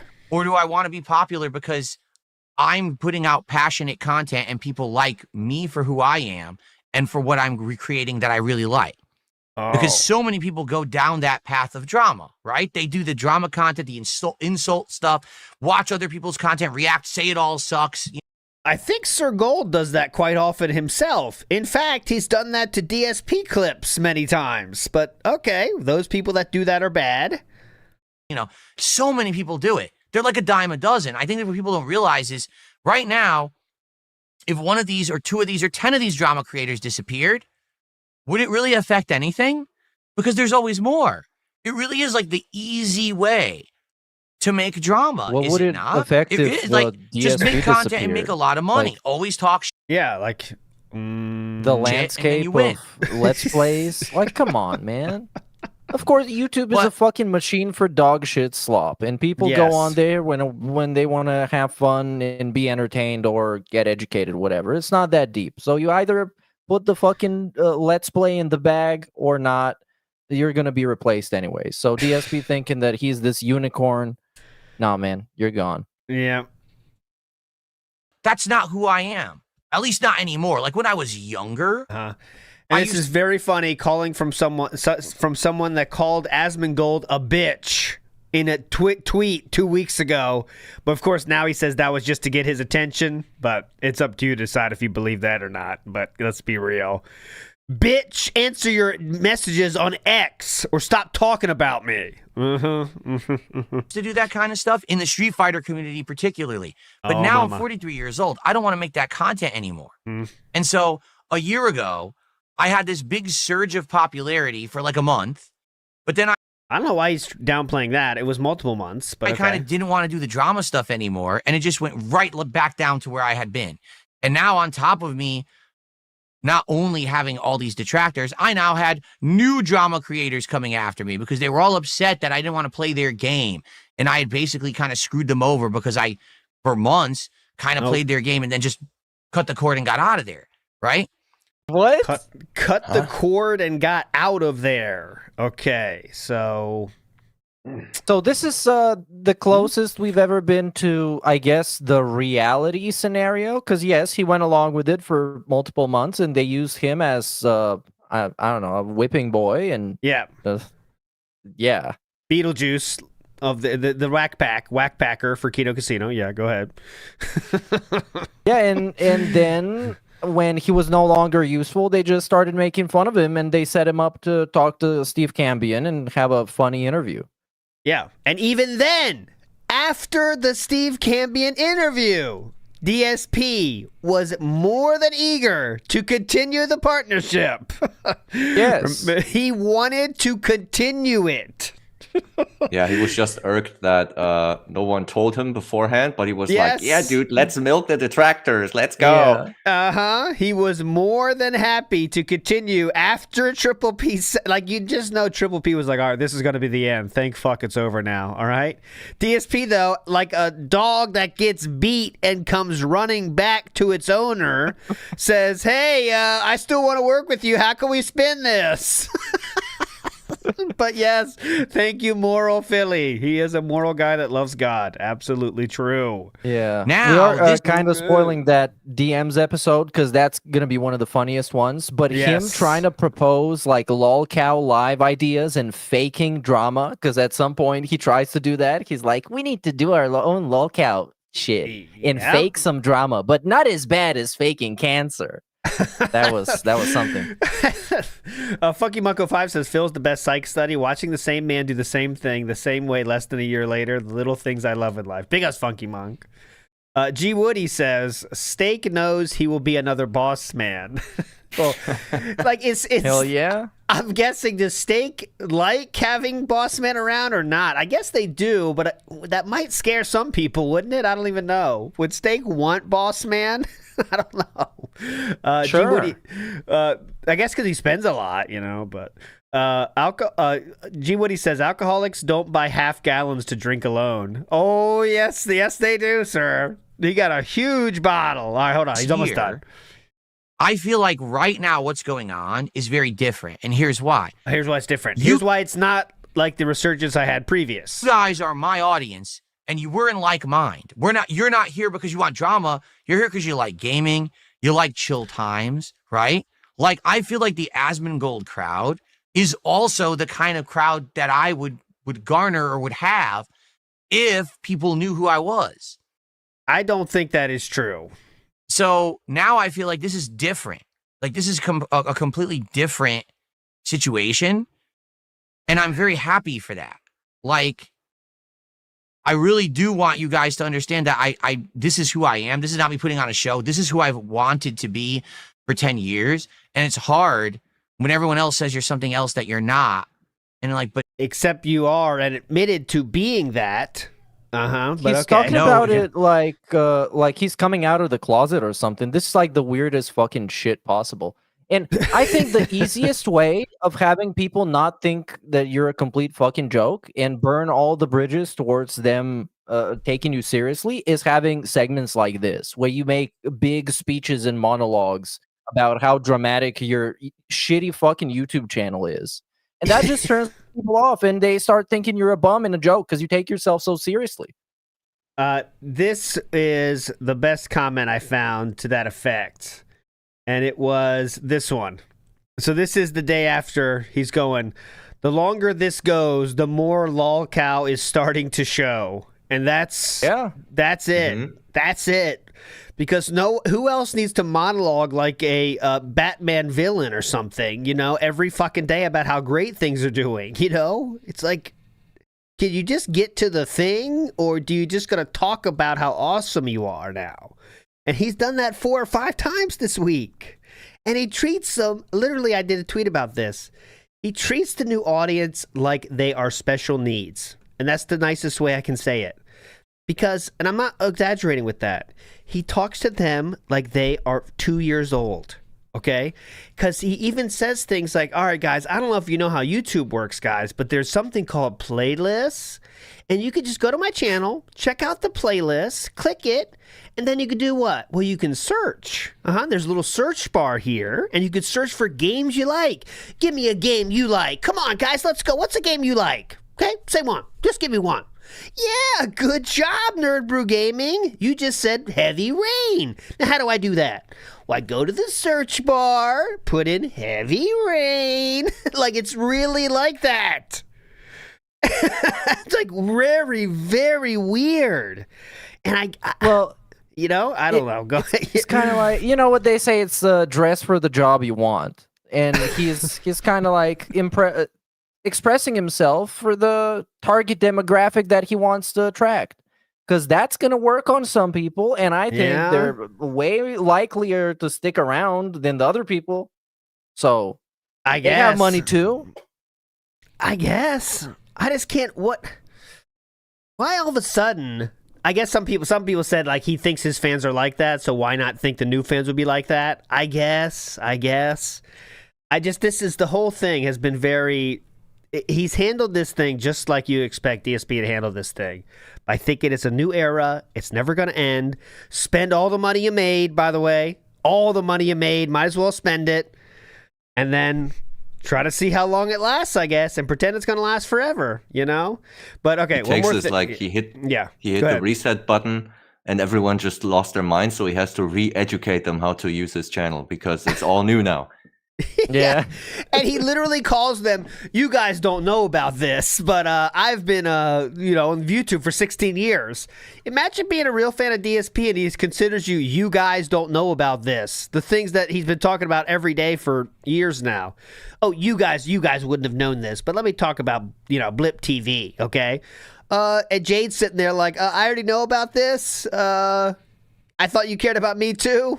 You know what I mean? Oh, fuck you. Yeah. I don't give a shit about you, bitch. But anyway, okay, almost done. Here we go. Let's go. The one more thing about the Red know who I really am, and no one will watch the content. They just want to watch the me. Yes. So I'm feeling different right now. Like a year ago, I had this rise, this spike, but I wasn't able to say, let's make positive change immediately. Let's abolish the goals. You could have done that then too, though. That's the thing. Like what? Yeah. You could have done that. Stop talking Is it about all like all this? It sounds glorious and victorious and triumphant, but it's literally all about money. It's like, whoa! Right now, somebody send a bunch of people over to give me money, and I'm getting money, so I can buy stuff now. You guys realize how cool that is? That's all it is. We're not talking about like actual improvements or his attitude being different. He's the same fucking bum. Watch him somehow try to pin this on PPP, saying that, I begged this much and I kept the goal alive because he forced me to beg. I was in this kind of environment where people were constantly asking for money, so I felt it was just the right thing to do. Oh, you reminded me. I want to say this. So remember when Asmund Sir Gold asked about how you beg so much, right? Why do you beg so much? DSP said his fans like it and they understand it's a gimmick. Well, then why would you stop doing it? It's really strange then if you think your audience likes it. Why would you the very next day say you're not doing something they like anymore? Doesn't make any sense if you think they really like it, but all right.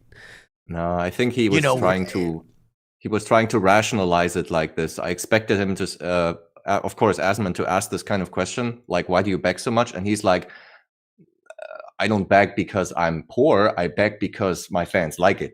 Yeah. But then why would you stop doing it if they liked it? I don't know.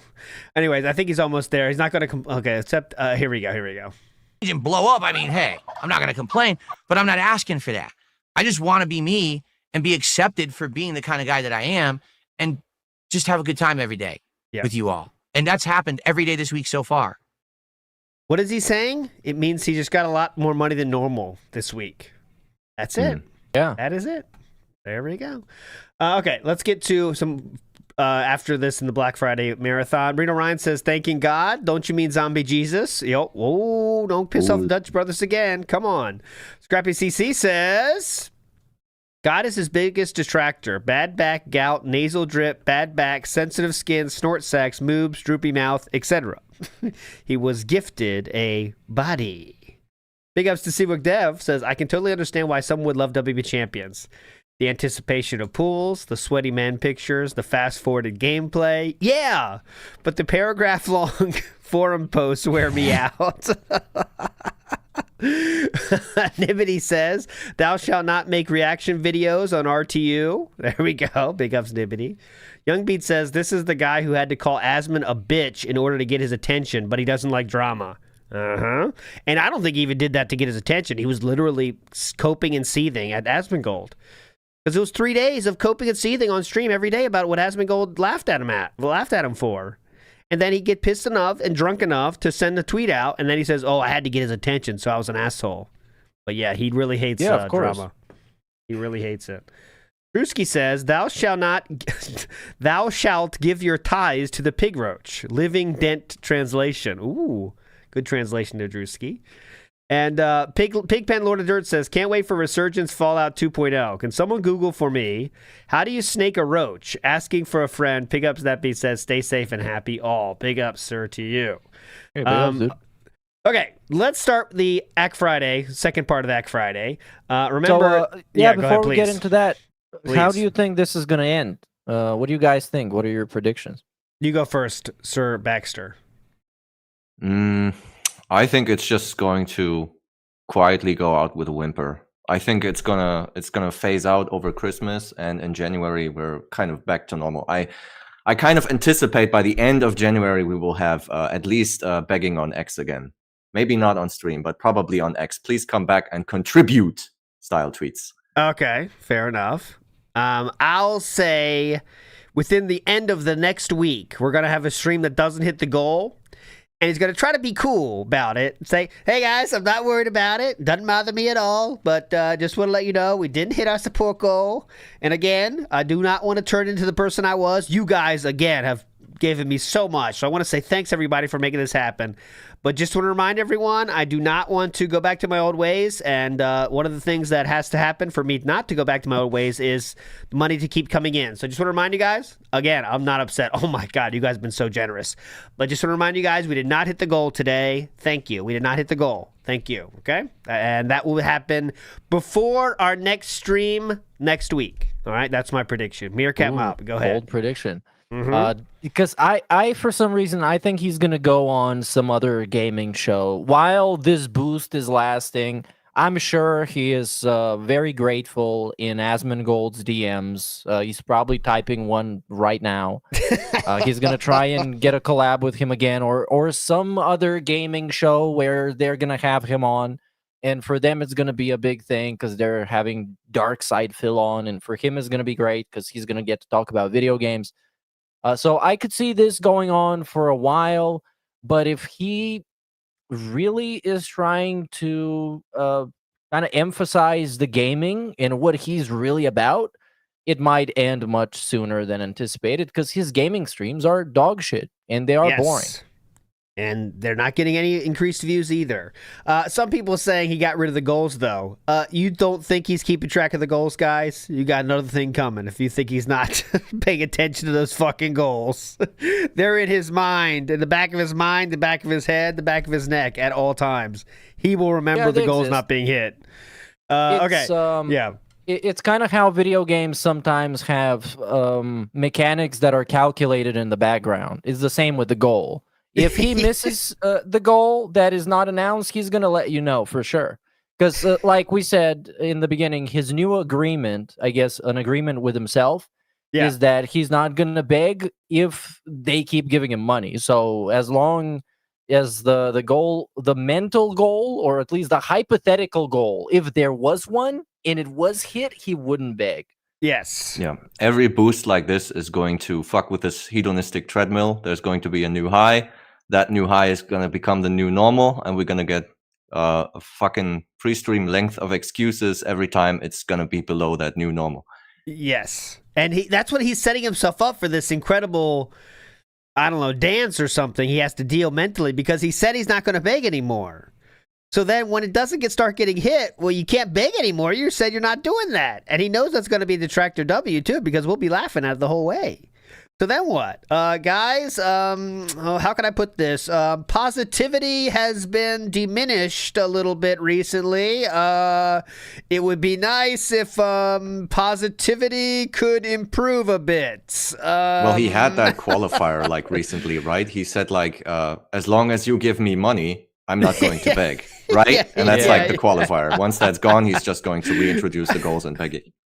Also, it's worth considering the holiday season is coming up. It's Christmas, the season of giving. So he tends to be very, very, very greasy and parasocial this whole time. So he's going to have a good Christmas season.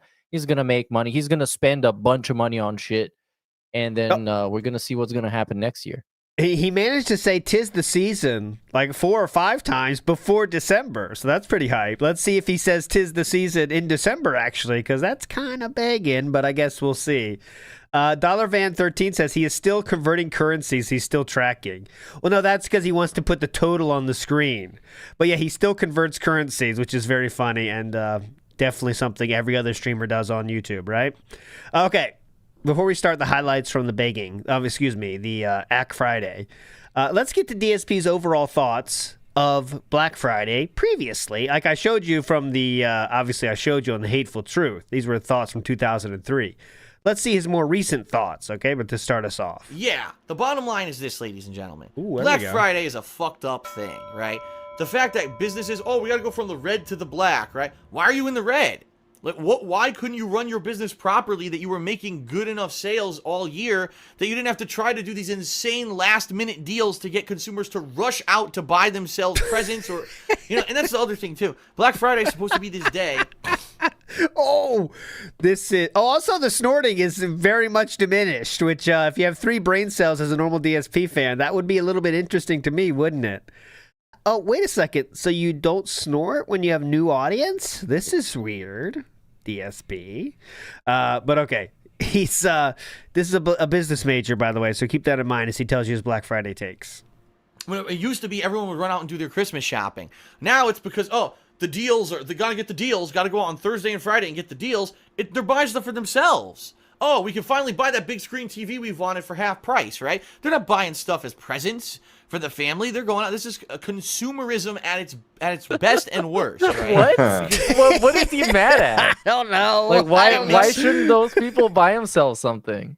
I don't know. This is the day to do it because everything. Go ahead, Baxter.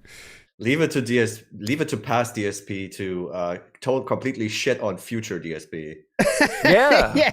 Yep.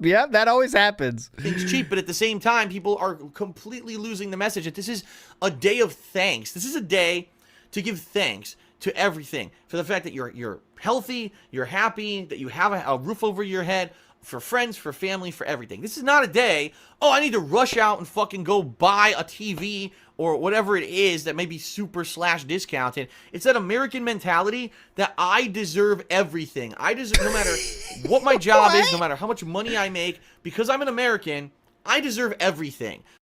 This is coming from someone who literally went bankrupt with 13 credit cards, okay? Keep that in mind. 13 credit cards, bankrupt, e-bagger. Listen Paid up. by the taxpayer's dollar. Listen up, douchebags. No matter what my job is, no matter how much money I make, because I'm an American, I deserve everything. So I should be able to go out and buy whatever I want and put it on credit because I don't even make the money to pay it off. And I should be able to have everything, right? That's the American way. Okay, we going there. Whatever I want and put it on credit because I don't even make the money to pay it off. And I should be able to have everything, right? That's the American way. It's the American dream is to have this luxurious lifestyle with all these crazy luxurious things. And it's ridiculous. Pretty cool. Get that? That puts you in the right mindset for Black Friday, guys. What he thinks. Here we go. This is the first DSP, of course, says he's a new life now. He's not begging anymore, but he has to let you know that. Here we go. This is the first marathon in ages that it's about having fun, not fundraising. Get it? Fun, not fundraising. Get it? Get it, idiots? It's about fun, not fundraising. Okay, go ahead. I swear I've seen this same speech like 4 times in 2019, 2020, 21, 22. Every time is like this. He has a little bit of hype, and then we're like, this marathon, it's not even for fucking money. because I know you're gonna give it to me. This he's done that in the past for special events like his birthday, Thanksgiving, Christmas, like the big 4 events in the year that he does, when it's pretty much guaranteed that he's gonna hit or exceed the goal. So we put on the mask of, this isn't even for money. I'm doing this for you guys. Yes. I'm gonna sit here and be dog shit at Super Mario for 8 hours straight for you guys, because you guys love it. Listen, guys, now that I have $1,000 in the tip skull, this is not about money. Guys, just want to make it clear, this is not about money and all how much you've given me already. This is about fun. You know? But if there's ever a risk of the goal not being hit, guys, just want to let you know that things are kind of slowing down here. But this is not about money. Not about money. It's about the fun. But yeah, guys, that's coming. The funding. Fun, yeah. This marathon is about funding, by the way. Okay, here we go. This is another thing about this is stopping the stream. And you know what's funny is that, DSP is not begging anymore, which is, if anyone, normal viewer of the podcast knows, that's at least 25% of the podcast. So what is he, somehow he goes the same length. So he just goes on about more, like it's more rambly than ever. So you think that, lack of begging would give him more time to talk about things. No. It gives him more time to extrapolate on his current points because he has to fill the time, right? And he's not ending the podcast shorter at all. So we have even more waffling. Like this is going to open up a whole new era of the podcast being more shit than it's ever been. And it's already kind of been going that way, which is why it's happening less. But yeah, it's still somehow, though, all about money. How? I don't know. But he makes it all about money anyway. But anyways, here's the podcast. Here we go. I'd like to say something for the record, okay? Please. Unrecorded. And this is not... Listen, bailiff, for the record, please. First of all, here's what I want to say to you guys. You guys are awesome. You realize you guys have been with me for 2.5 hours as we've been shopping, and you've helped me every step along the way. Uh-huh. You guys are absolutely amazing. Like, thank you. Thank you. Who else would have done that to help me? I don't know what the hell I'm doing. I need your advice on this stuff. What? I don't know what the hell Your I'm wife? doing. No, is he fucking for real? Because like his fans, oh my god, dude! I remember streams of him troubleshooting his broken TV and putting a flashlight against it and all this shit and troubleshooting with his fans. I didn't hear any kind of a fucking thanks back then. But now the new Asmongold Galaxy Brain fans have helped Phil and enlightened his life with purpose and meaning. And he is so grateful now. He would ban your ass if you suggest shit before. I already have a monitor, dumb fuck. I don't need a PC. I already have a TV. I don't need a monitor, dumb shit.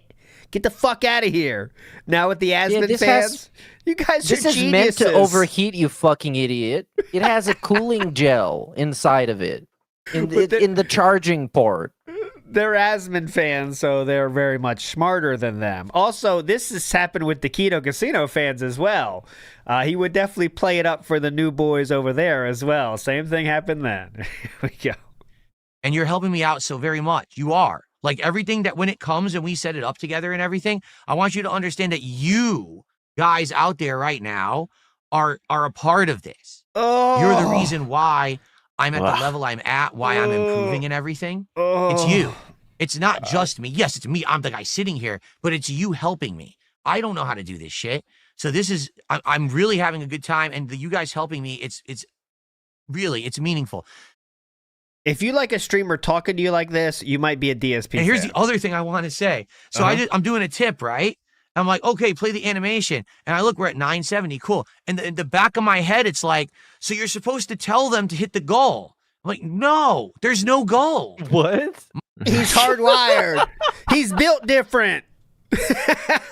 He's hardwired. Is he like, he's trying to pass this off as some sort of a psychological disorder. It's like begging compulsion disorder.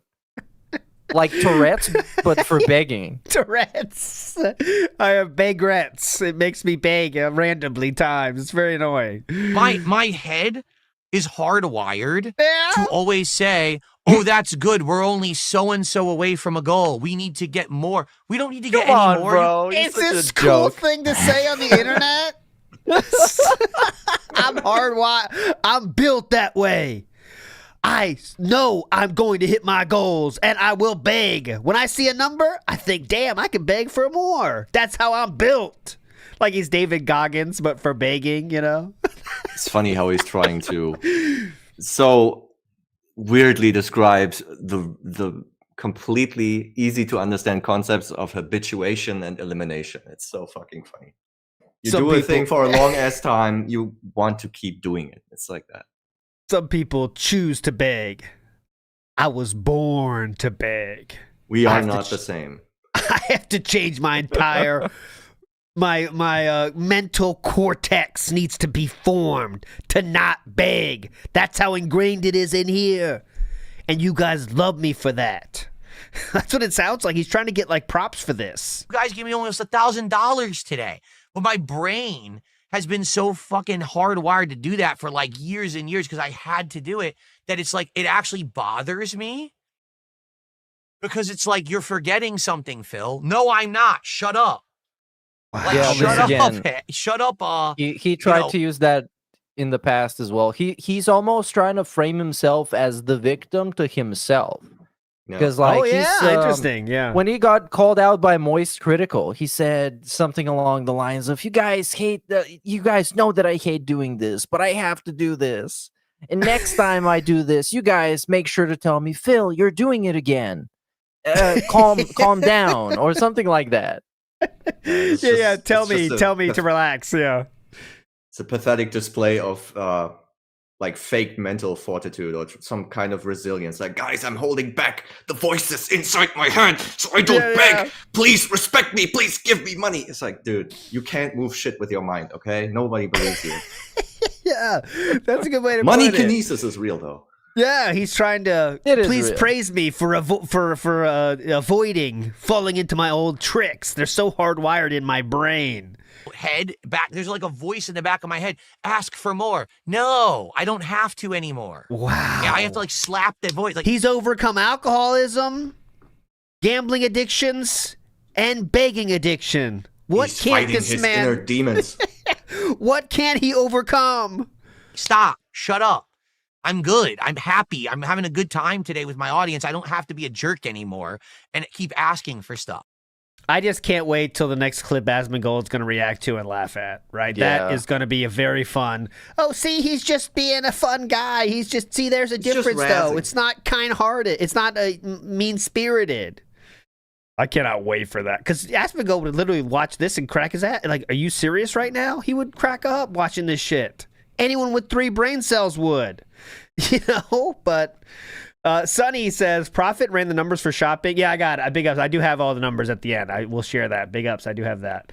The old ghost says, DSP has the 7th sense. He sees incoming tips. Oh, I see tips. Nick says, Asmon viewers going to be really confused next week. I want to know how many are confused now. And I know it's cool to be this they're thing. Fucking gone. I mean, I know they're gone, but like, pretend you like are you kind of got it late. You're watching the Asmon video. You turn into DSP. He's like, oh, everyone's talking positive. Let me check it out. And all he's doing is talking about how he has how his wife is now. His wife has health problems.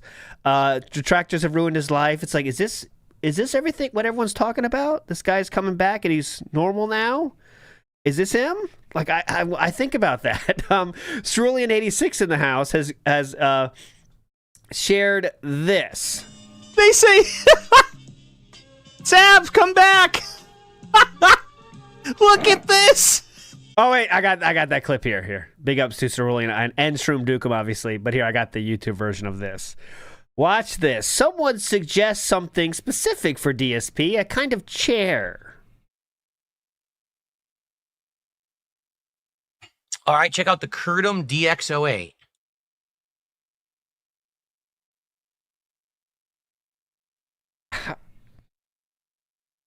Doesn't exist. There is, let's see. Let's see. These are wheelchairs, you dunce.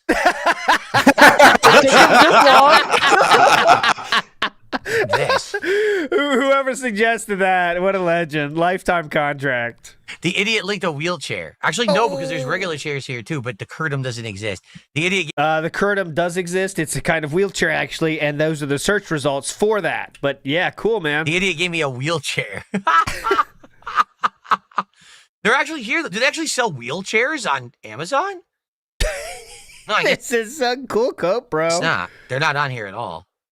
Bro, he couldn't even because this is like prime funny stream clip, right? Yep. Someone in chat tells you to look up something, you didn't know that, and it's a funny moment. And immediately he calls him a fucking idiot and shits on him. Like, bro, he gave you a fucking layup and you still couldn't hit it. You're so trash. He is destined to be circling the drain and not getting 1,000 views for the rest of time. He's cursed with that. Yes, He's cursed he to is. wander the earth as a washed-up, balding, trash Let's Player. Next up, this is a clip from Rebsy. Big ups, Rebsy. People saying shots taken King's Text, like shots taken for King's Text 800. Do you hear what he was about to say? Do you hear how this? What? By It's the from way, I'm Tevin, just of course. Every spammer right now over on Kick, and No if you try way. to ask me to get unbanned, Go meet Big Pharma. Go meet Big Pharma. because there's been people who've been spamming over there all day, and they know that's not allowed, and they're just taking advantage. And I've had enough of you. You're just a bunch of children.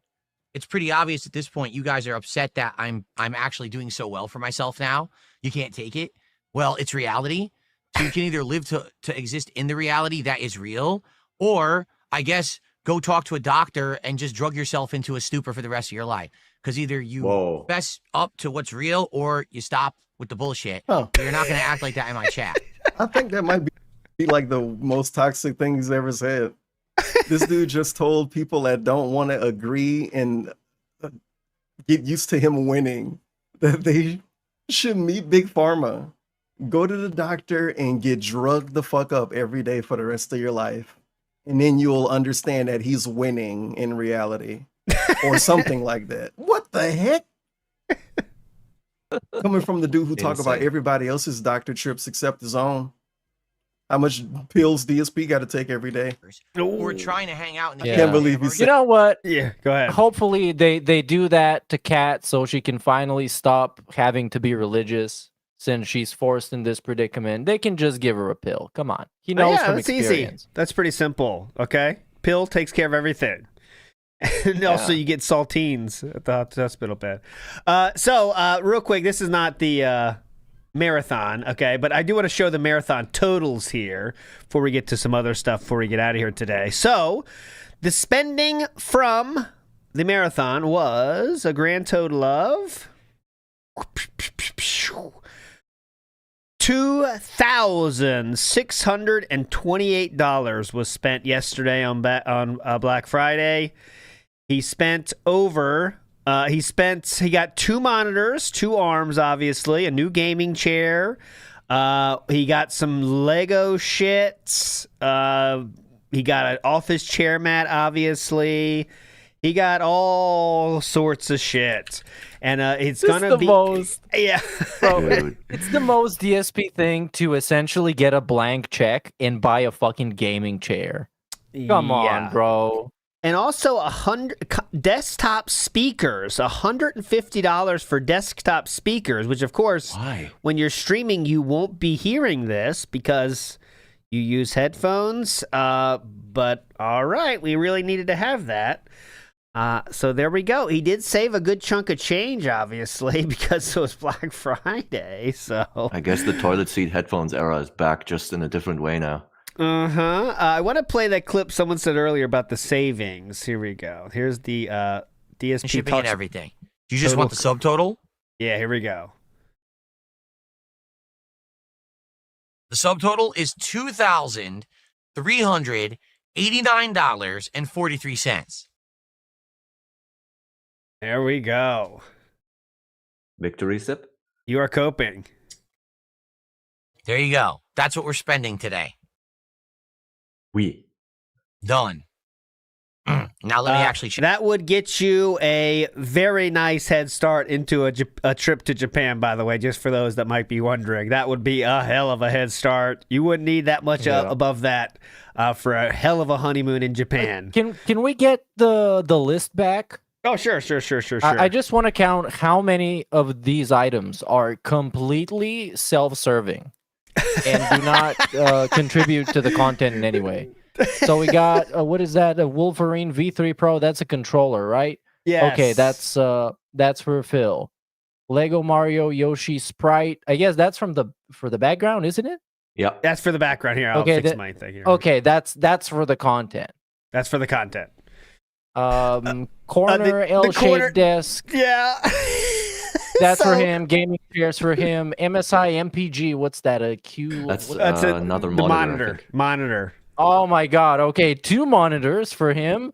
Monitor arms for him. Edifier M60. That's the speakers. That's for him. And a chair mat. That's for him. Literally all outside of like a picture of fucking Super Mario that costs apparently $100 fucking is for him.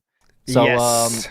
Enjoy all that investment into the business as Mongoloids. I hope you're having fun. And the corner L-shaped desk, okay? So you might be seeing that and wondering where that's going to go. Well, let me show you here. This is the setup, and nothing is going to materially change about this setup. This is the L-shaped desk is going to go right where the door swings out. It's going to go here. Now, you might be wondering, now, what's that, what's this, like, black box here thing in front of the TV? Well, there's a picture of that. Let me show you what that looks like. This is literally what he has in his setup right now. That's what that black thing is right there. And for those that aren't watching, it's a pile of wires that is on top of a random box because they're so tight. They need something to support them because they're kind of taut, there. So this is what the layout looks like now. And we had to, of course, we're going to keep this exact same layout, he said, too. We're not even going to think about changing it when obviously there are many different ways you could do a room like this. But look at the TV stand just slightly diagonal. That's real, by the way. It's the worst. It's the worst. Am I thinking about this right? I thought he was going to use the new monitors for his seat at Cam 2 right now. He's using them for his fucking nook over in the corner, right? Uh-huh. So God, yeah. Why buy a curved monitor then? You're not sitting in front of it, dude. Because we get to spend money. Come on. It costs money. It's great. They should have just charged him twice just so it can be more expensive and fancy. Uh-huh. I guess he's actually getting the curved monitor because it has more horizontal space, so he can put more fucking desktop icons without sorting them. I figured them out, dude. Yes. Here DSP talks. He's flexing on how much he saved. So far, the 2 monitors have a huge Black Friday deal. The desk is a huge Black Friday deal. Okay, everything else is normal price, but the 3 things I'm saving $70. Wow, $350, so $420. And then, wow, $130. So already I've saved over $550 because it's Black Friday. That's awesome. Good job, consumer. Good job, consumer.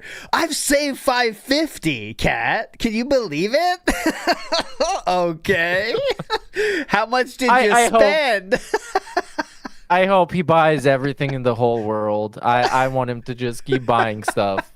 Everything, please. Spend more money. Can you imagine that room is going to get filled at some point as full as the fucking CT condo was? I imagine it's going to happen someday. Oh, God, yeah. It already is. It already is, yeah. It already is. He can't walk anywhere without hitting wires on the ground. Can you imagine? And who's going to clean up all this shit? He's going to have to pay some people to clean it up. I was about to say, you're going to make sure that is not going to get cleaned, like, at all. Fuck no. Yeah. We're going to get only from the chair. We're going to get a shit ton of cardboard boxes from the desk. Like this guy, when that order arrives, is going to be a nightmare in that house. And then he's going to be having to go back and forth to the trash dump to throw it all out. Oh, that's gonna be a nightmare, dude. Can you imagine? He treats, DoorDash gets piled up so much that he can't even clean a room in his garage, guys. That's factual from him. He has so much DoorDash shit. Thing. Yes. I was going to carry that L-shaped tabletop up there. Oh God, yeah, he's not clearing that up. Who's carrying that up? It must be paying the extra. Hello, gentlemen. Could you please carry that up here? Yes, this is my studio. Yes. Well, one thing's for certain. He's going to stream all of it. That's for certain. Watch out, boys. That's my workout room. Don't put it in there. Yes, I am buff, guys. Thank you. Quasar says, I still think his end goal in all this was to get a short-term cash bump and wrangle a few new whales to maintain hitting the goals for a while. Quasar, my opinion, though, of that is that he's not that strategically thinking of a person, right? So I think it really is like, yeah, of course you want to get the bump from being on Asman's show, and it's a chance, but I don't think he's thinking that deeply about it, right? Like, I want to get a few new people here. I think he thinks he could keep everybody, but of course he won't, but I imagine. Oh, at Lemtex, before you enter the office, you may want to spritz a bit of this on yourselves. It's cool water. Would you guys like a brute or cool water? Before you go into the office. Yoda Hall says, this is all going to credit and minimum payments. Yes. Factually fucking based. Medusa Jr. says, Arc Raiders 530, Megabonk 470, eating 370 people. Oh, okay, so he couldn't keep the audience for the eating. Son of a bitch. Sonny says, is DSP spending 3 streams building this? Yeah, that's why it could be fun next week. The building streams are hype. They are legitimately fun, so that could be fun next week, at least. We have that to look forward to. And the Wings interview, by the way, is on Monday. Oh, that's going to be trash. Mm-hmm. Hey, Jody, I got a new friend, Zach. Exactly. We're going to hear them talking about that, and that's I'm curious about it. Yeah, go ahead. Looks like you're going to say something, okay? You good? Okay. Yeah. Okay, Rare Trick says, are the Asmon Dents going to be treated to an assembly tech support stream, or will Phil be smart enough to do this off stream for once? Oh, Rare Tricks. Please. Please. You know the answer to that, Rare Tricks. You gotta be joking. All right, here we go. So this was, there was one stream this week that was in danger of not hitting a goal already. If you can believe it. The very same week of the Asmon Gold interview, can you believe it? He almost didn't hit the goal. But DSP's not going to go back on his old ways, will he? Well, he got a little salty, but he has a new target for his saltiness. Here we go.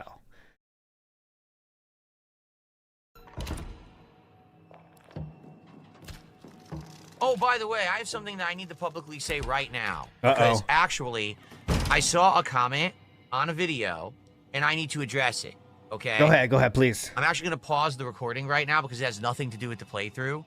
I need to say this publicly right now and get it off my chest. And then people need to listen up because it's important. Listen up. So as everyone knows, we have newcomers that are coming to the streams. Mm-hmm. They're hanging out. They're chilling. They're having a good time. I've gotten a couple different comments now stating that people are trying to watch on Kick and that the Kick audience over there is being maliciously negative, saying things like, you're not supporting enough. You need to support more. Mm-hmm. And they're actually getting turned off saying, you're not saying it, Phil, but these people are, and it's not a friendly environment. Therefore, I don't want to watch on Kick. Okay, well, just a quick retcon. DSP had never had a problem with this ever before, ever. So he was totally cool with it because remember, he's making a lot of money from Kick. And he never had a problem before. Now, all of a sudden, he does because new people are seeing it. But no. Yeah, go ahead. You're not allowed to say that. He does have a problem with it now because he makes a lot of money now. But I remember even back in the day, he would do this a lot when he would try to pit his audience against each other, and he would get people to beg on his behalf. And then when he begs, he would say, I was asked to beg. Like there was even times when he would beg tweet, and he would the actual tweet would say, you guys told me to send this tweet. Yes. My audience is telling me to send this. Yes. Very cool. So yeah, when he was broke as fuck, when he was begging like a bitch, he loved people doing that and people putting peer pressure on other dents to contribute and having tip wars. Remember tip wars when people would one up each other?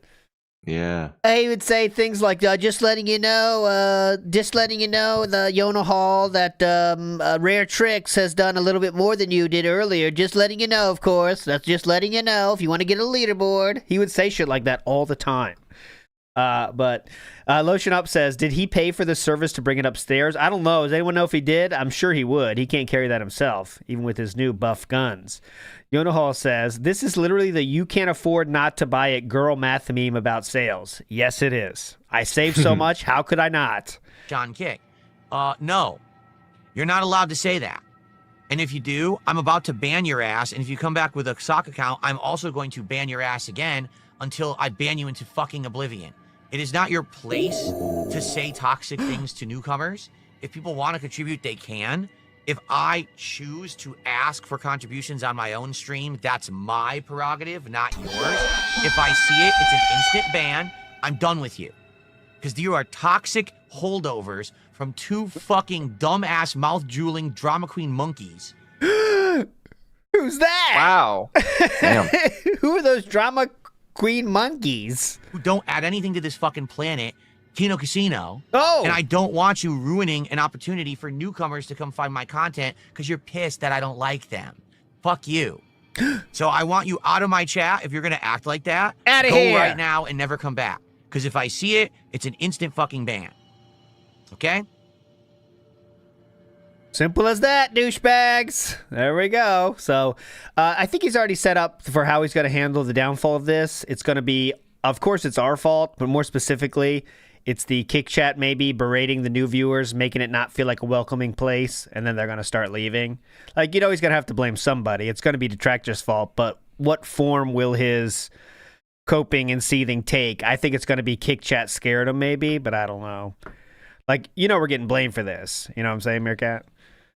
I don't know. Yeah, I'm thinking about how this could work out, but I think he's just gonna admit that obviously a bunch of people he didn't expect them to stick around, and then they were gone. Oh, you think he's gonna take that way? Like, oh, I knew they weren't gonna stick around. That kind of style. Yeah. He's always ahead of whatever is happening. If you ask him about it, so I think that's gonna be the official thing, and also. Like we talked earlier, he is trying to appeal to literally the lowest form of dent you could be, and he's talking to them like such. Yes. So obviously, some of them are bound to get hooked and to stick around. Yes. He, of course, will get some new people that are susceptible to the pignosis. They do exist.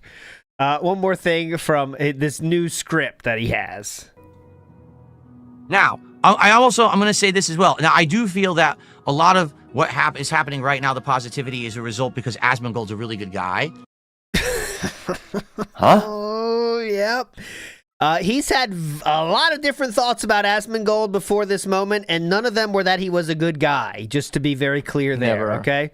He never, ever, ever called him a good guy in any way, even as recently as calling him a bitch on Twitter before the interview. But go ahead. But I'll be honest with you as well. I feel like years ago, when all the YouTubers started to react to my detractor content and make fun of me, if any single one of them had actually given me the chance that Asmongold just gave me, I remember someone gave you a 5-hour chance, and he goes by the name of Stuttering Craig.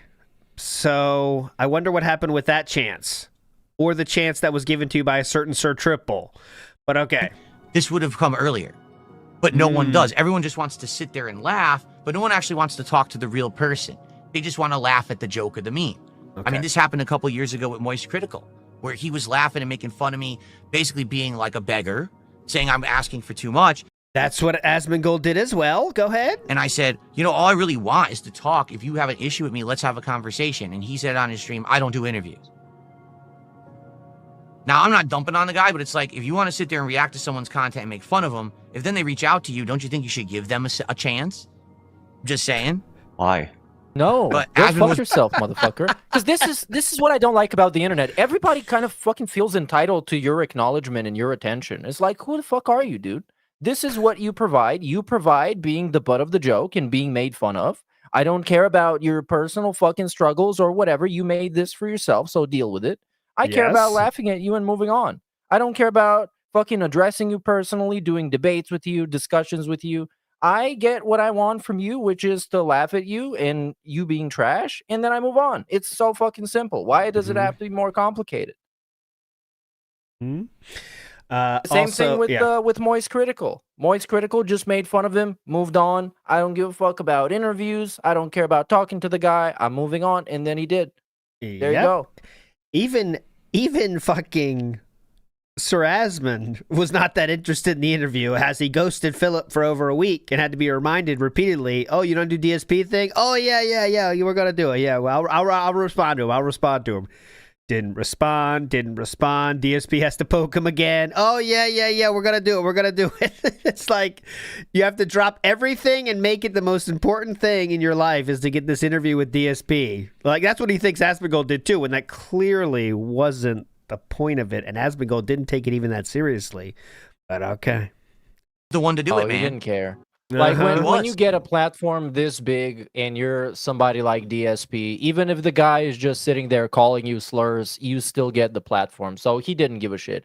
Even if Asmongold was calling him trash before the interview, and then he literally like made fun of him the whole time, he wouldn't care. Yes.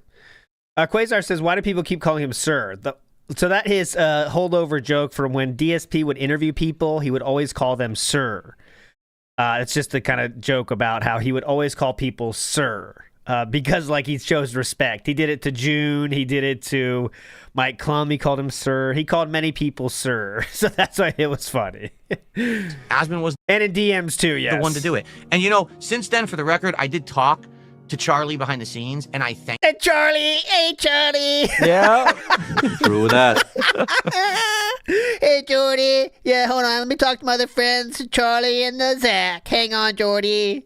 the one to do it. And since then, for the record, I did talk to Charlie behind the scenes, and I thanked him and said, thank you for calling me out, because what he did actually really call me out for was pretty bad what I did. And wait, what's LTG's real name? Dale. Dale, yeah. Wilson. Hey, Dale. Wonder if you want to do a game together later. Yeah, still talking with Zach though, and my boy Jordy. Wonder if you're interested, Dale. Actually made me kind of look in the mirror and be like, that was awful, and I shouldn't be like that. I was really bad that night. Like, I was playing a game, I was in a bad mood. The game sucked. The support was low, and I lashed out at the audience like an asshole. And I look back at it now, I'm like, dude, that's like low. What I did, that's like the lowest of the low. I can't act like that anymore. Now, when I'm asking for contributions. Yes, he didn't. He kept begging after that, by the way. Usually it's like a joking manner, like we just did. Matter of fact, and then people... it became, like, those exact events became so trivial that sometimes we would have 3 or 4 clips of something exactly like that Scorn rant, and we wouldn't even have time to listen to it or care about it. Yeah, and it's very funny when DSP says stuff like, that was in the past, my begging out of control. He begged for money and had a special daily rap begging session the day before the Asmongold interview, because Sunday night he didn't hit the goal the night before the Asmongold interview, and he had a special crash out. How, I hope this isn't the new norm, guys. I hope this is a one-time thing. And now we're saying, like, I have done that in so long. Oh my God, that was old me. Okay, that was the old me. That's so long ago. Never gonna do it again, by the way. But it's very funny how long ago those times have become, even though they're not that long ago. Big ups to Astro Cyborg, who has now twice shown that in DSP's Google favorites is WWE Champions. It was true October 17th, and it's true again on November 28th. WWE Champions is still one of his most recently viewed websites, at the very least, let's say. Big ups to that. Few things on Twitter here. A few minor things, let's say.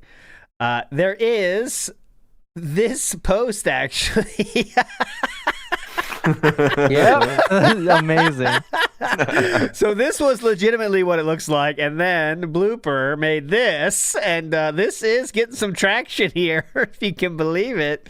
352 views, 52,000 views for DSP. That would be the most viral tweet he's ever done. But there we go. We have Baby Man Gaming there. Next up, DSP talked about his neighbors this week as well, but don't worry, he's not a Karen. Make noise. We don't make noise. The most noise you hear is me talking on a microphone when I'm playing a video game. Like, that's the noise we make in the house. We're quiet.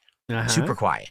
And yell every time I even you asked, die. once I asked my neighbors, I said, do you ever hear me? And the only time we hear you is if it's like the window's open and we're standing in the street in front of your house and you happen to be getting angry at a game or whatever, we can hear your voice echoing out of your window.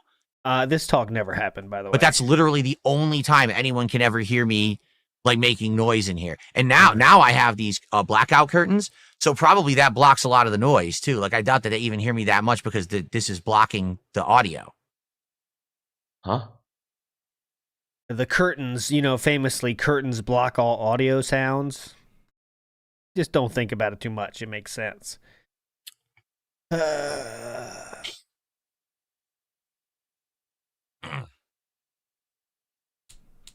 They heard the spoon rant for sure. Yeah, that was so long ago. I never do cringe stuff like that. Yeah, what about anymore. it though?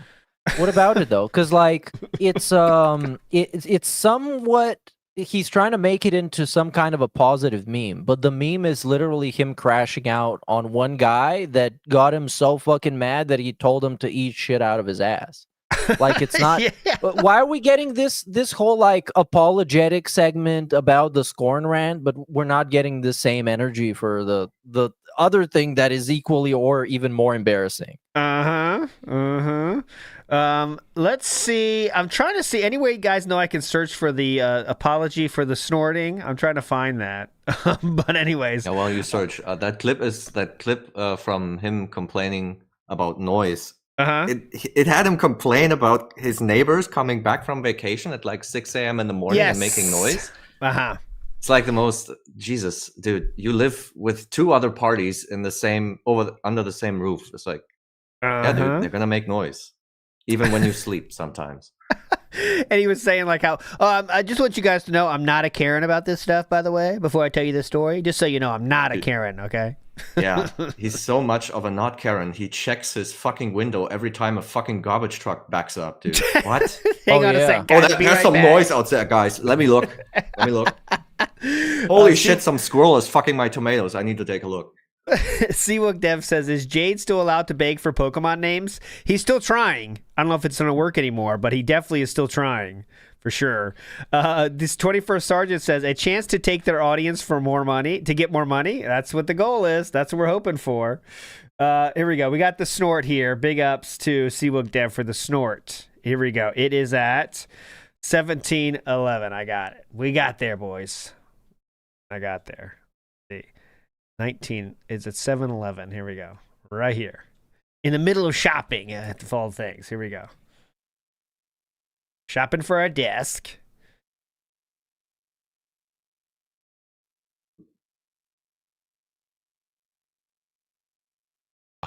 We'll get there. This is during the show, by the way. It's all Vernal. Stupid. What a waste of time. It didn't even work. Ow. I don't know. It's not on Amazon. It's not on Amazon. I don't see it. So, yeah, I know. It didn't give it to me. What do you want me to do? Sorry, my post-nasal drip is going now because I sneezed earlier. Sorry about that, guys. That was insane. Sorry, my post-nasal drip is going now because I sneezed earlier. I'm sorry about that. I have post-nasal drip that's very annoying. Yeah. Yeah, that doesn't make you snort. Sorry about that, guys. Sorry about that, guys. It does happen sometimes. Anyways, that was funny. Big ups to Hate Army says, I recently assembled a very similar L-shaped desk that also becomes a standing desk. We're in for a week of content easily. That thing is difficult. Ooh, sounds like that could be fun if it's that hard to put together. Big ups. One more fill in the wild I want to play today before we get our final predictions for the week ahead here. This is Nagla again. This is Be Awesome One sent us this one. And you remember Nagla is this 1 million subscriber channel, and these two dudes just play games and stuff and laugh. They had a lot of fun with DSP this week because they mentioned him multiple times in this. So let's get some fun out of this. Here we go. Oh shit, Bride. Here we go. He reacts and says, "Oh, Phil's banned on He's Twitch." gonna have an interview No, with I'm not. Asmongold. That's right. I actively this left TNN Twitch. is I gonna be chose the to. best TNN ever. He says, "Oh, look at this. Phil's poor. That's why he's begging on stream all day." Neither of those things are true. Okay? Yeah. Go ahead, Cernagla. Uh-oh. Play, Cernagla. Oh, it's But that's what I'm saying. Like, when you just watch a bunch of content from the detractors, that's what you believe. I'm not poor, but yes, I do beg. Essentially, I called him out of my own. So there we go. You get the point. I'll put the link in the stream chat. They do talk about it a lot here, but we don't got all the time in the world here. So there's that content. one. I was like, it's so easy when you're a big streamer to watch the. One more time. So much for a wonderful party. Let's go. Shorties like a melody in my heart. You know who should be fucking putting on the other monitor? Asmongold, to make sure we don't miss the fucking DSP interview. He's gonna beg for money on my stream. That'd be pretty funny, right? It would be. So yeah. So they have like 5 DSP tangents inside this video. So I'm not gonna play them all, but there we go. Any other thing we should definitely play, Meerkat, before we get out of here, before we get our final take on what's gonna happen in the upcoming month? I think we're good though. Miss anything? Yeah, I think that's we're good. But okay, so we did our predictions here. Baxter, you say before Christmas is when this is going to end? What do you think? After Christmas, January. Okay. Meerkat Mob, when do you think we'll get the official, like, hey, this is done kind of thing? Next year, sometime next year. He's going to try and make this one last because it's not about drama or like fake shit. He wants to make it about video games. But sadly, it's going to take him a long time to realize that he's not entertaining or engaging. And he's going to be seeing diminishing returns and trying to go on people's shows to talk about video games. And eventually, I could see it going around March, maybe even. Ooh. Depending on it. I don't think it's going to explode like the King Snake stream and stuff like that. I think it's just going to be diminishing returns until it's just gone. All right, so Meerkat's predicting a soft slowdown, let's say then. A soft slowdown until in a whimper. I would say there's not going to be the big exclamation point like there was for the Snake name, because there's no way to do that doesn't come off as like Philip being angry with Asmongold, which I think DSP knows he can't do that. He can't say Asmongold fucking sucks. You know what I mean? That's not going to happen. So what I think is going to happen is everything is going to become a thing about the detractors. So I would say within the week, there's going to be a stream where he doesn't hit his goal, again, mental goal. And then it's going to be detractors thing. And then it's just going to pick up in frequency about blaming detractors for how things are not going as they once were. And then it's going to kind of be like not mentioning Asmongold for a while. And then eventually Asmongold is going to be a banned word because it just brings up those times when the detractors ruined what a good thing I had going. And it's all because of the detractors that Asmongold doesn't even talk about me or he makes fun of me again. That's my guess, right? But who the fuck knows? When is the last closing date then for me? When this is all over? Then I'd probably say Meerkat style, like February-ish, let's say. But I think we're going to get a detractors are the reason this thing is dying. Not dying, excuse me, but we didn't hit the goal because of detractors. I'd say before our next show next week. All right, that's my guess, official guess. Yeah. There's also the chance that he's actually going to convince Asmongold to do a bunch of collabs with him, and I guess the Asmongold viewers are just going to be tired of constantly being reminded about DSP.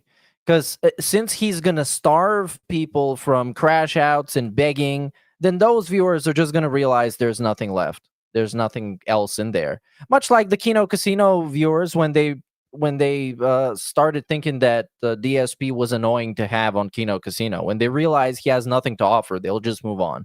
Yep. Right. It's just going to slowly fizzle out. And I think there's a non-zero chance, but it could be the biggest accelerant to the speed of this situation fizzling out is if someone could convince Asmon to talk to a detractor, like a sensible detractor, and they lay out the entire thing and talk him through the entire thing. Maybe he might change his opinion. I don't think it's ever going to happen because he's probably not interested in that, but it would be the thing that would make this over faster.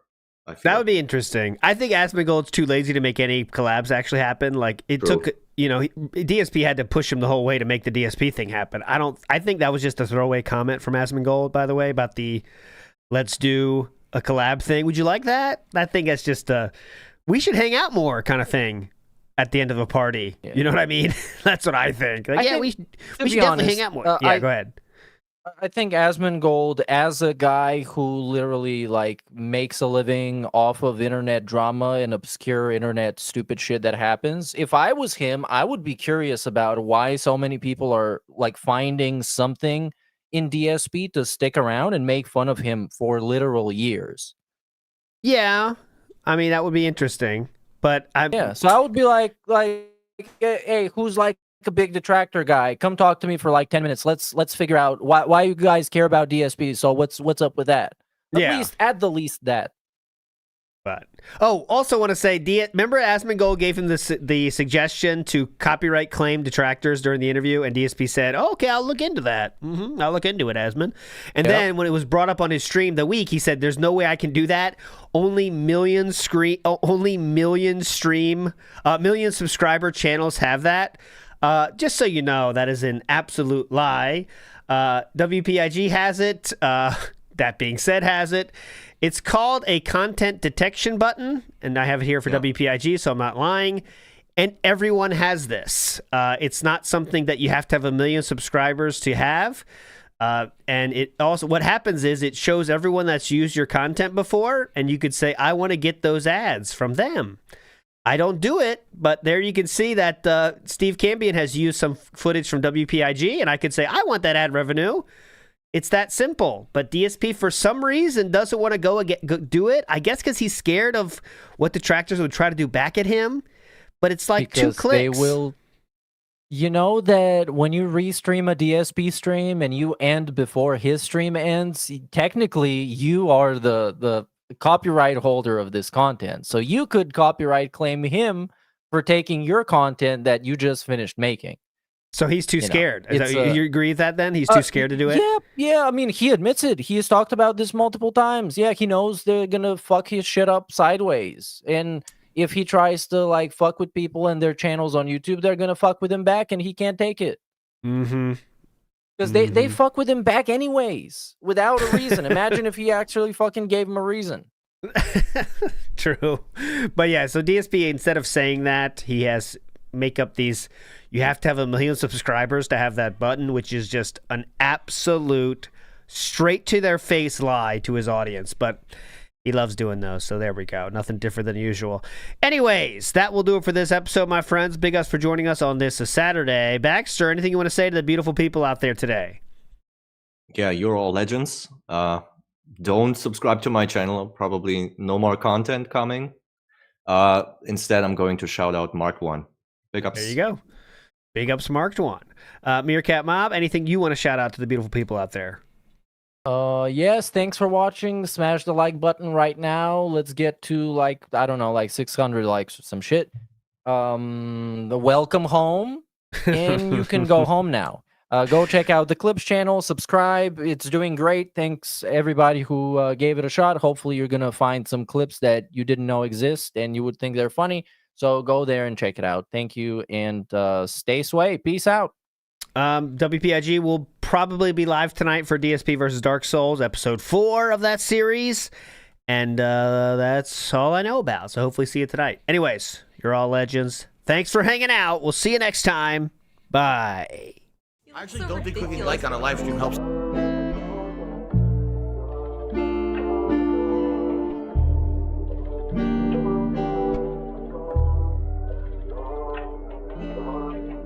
This one goes out to the one and only, the big cat, the fat cat. Big ups. I first saw you in Burger King. You took 2 seats 'cause that ass is way too big. Had a boyfriend, I realized, but you told him lies with your raccoon eyes. cash is here. Wipe away your tears. Got you extra fries, and they taste just right. Have no fear, there's no trolls here. Devin made you cry with those raccoon eyes. Raccoon eyes. Raccoon eyes. Devin made you cry with those raccoon eyes.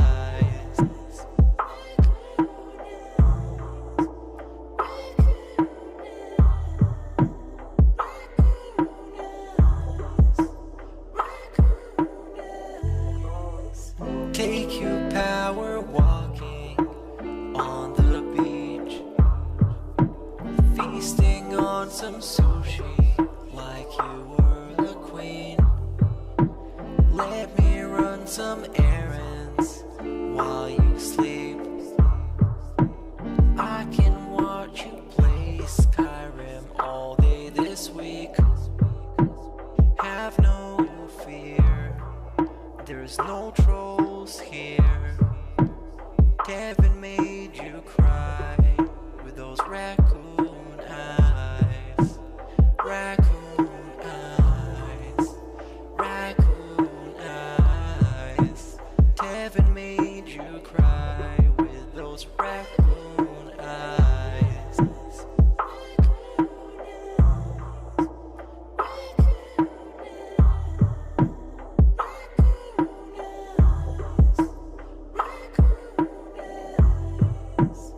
In reality, like I tell you guys, every day when I wake up, that's the best day of my life. I feel like this next day is awesome. I have a beautiful wife who I love so much. She loves me, and a family, Jasper, and you know the things we get to do together. You know, I definitely want more time with them and more family time. But I absolutely love my life today compared to how it used to be. Seriously, all those years back then, you'd be like, it's a whirlwind of crap.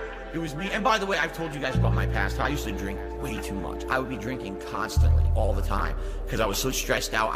Honestly, when I started with this whole thing, I was depressed many years ago, a decade ago.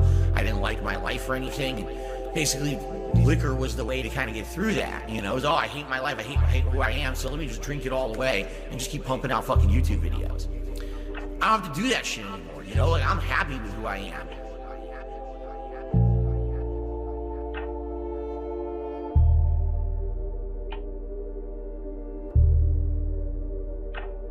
I actually don't think clicking like on a live stream helps at all. So it really doesn't matter if this stream gets 100 likes or 2. I don't think it affects it. This guy's a bitch.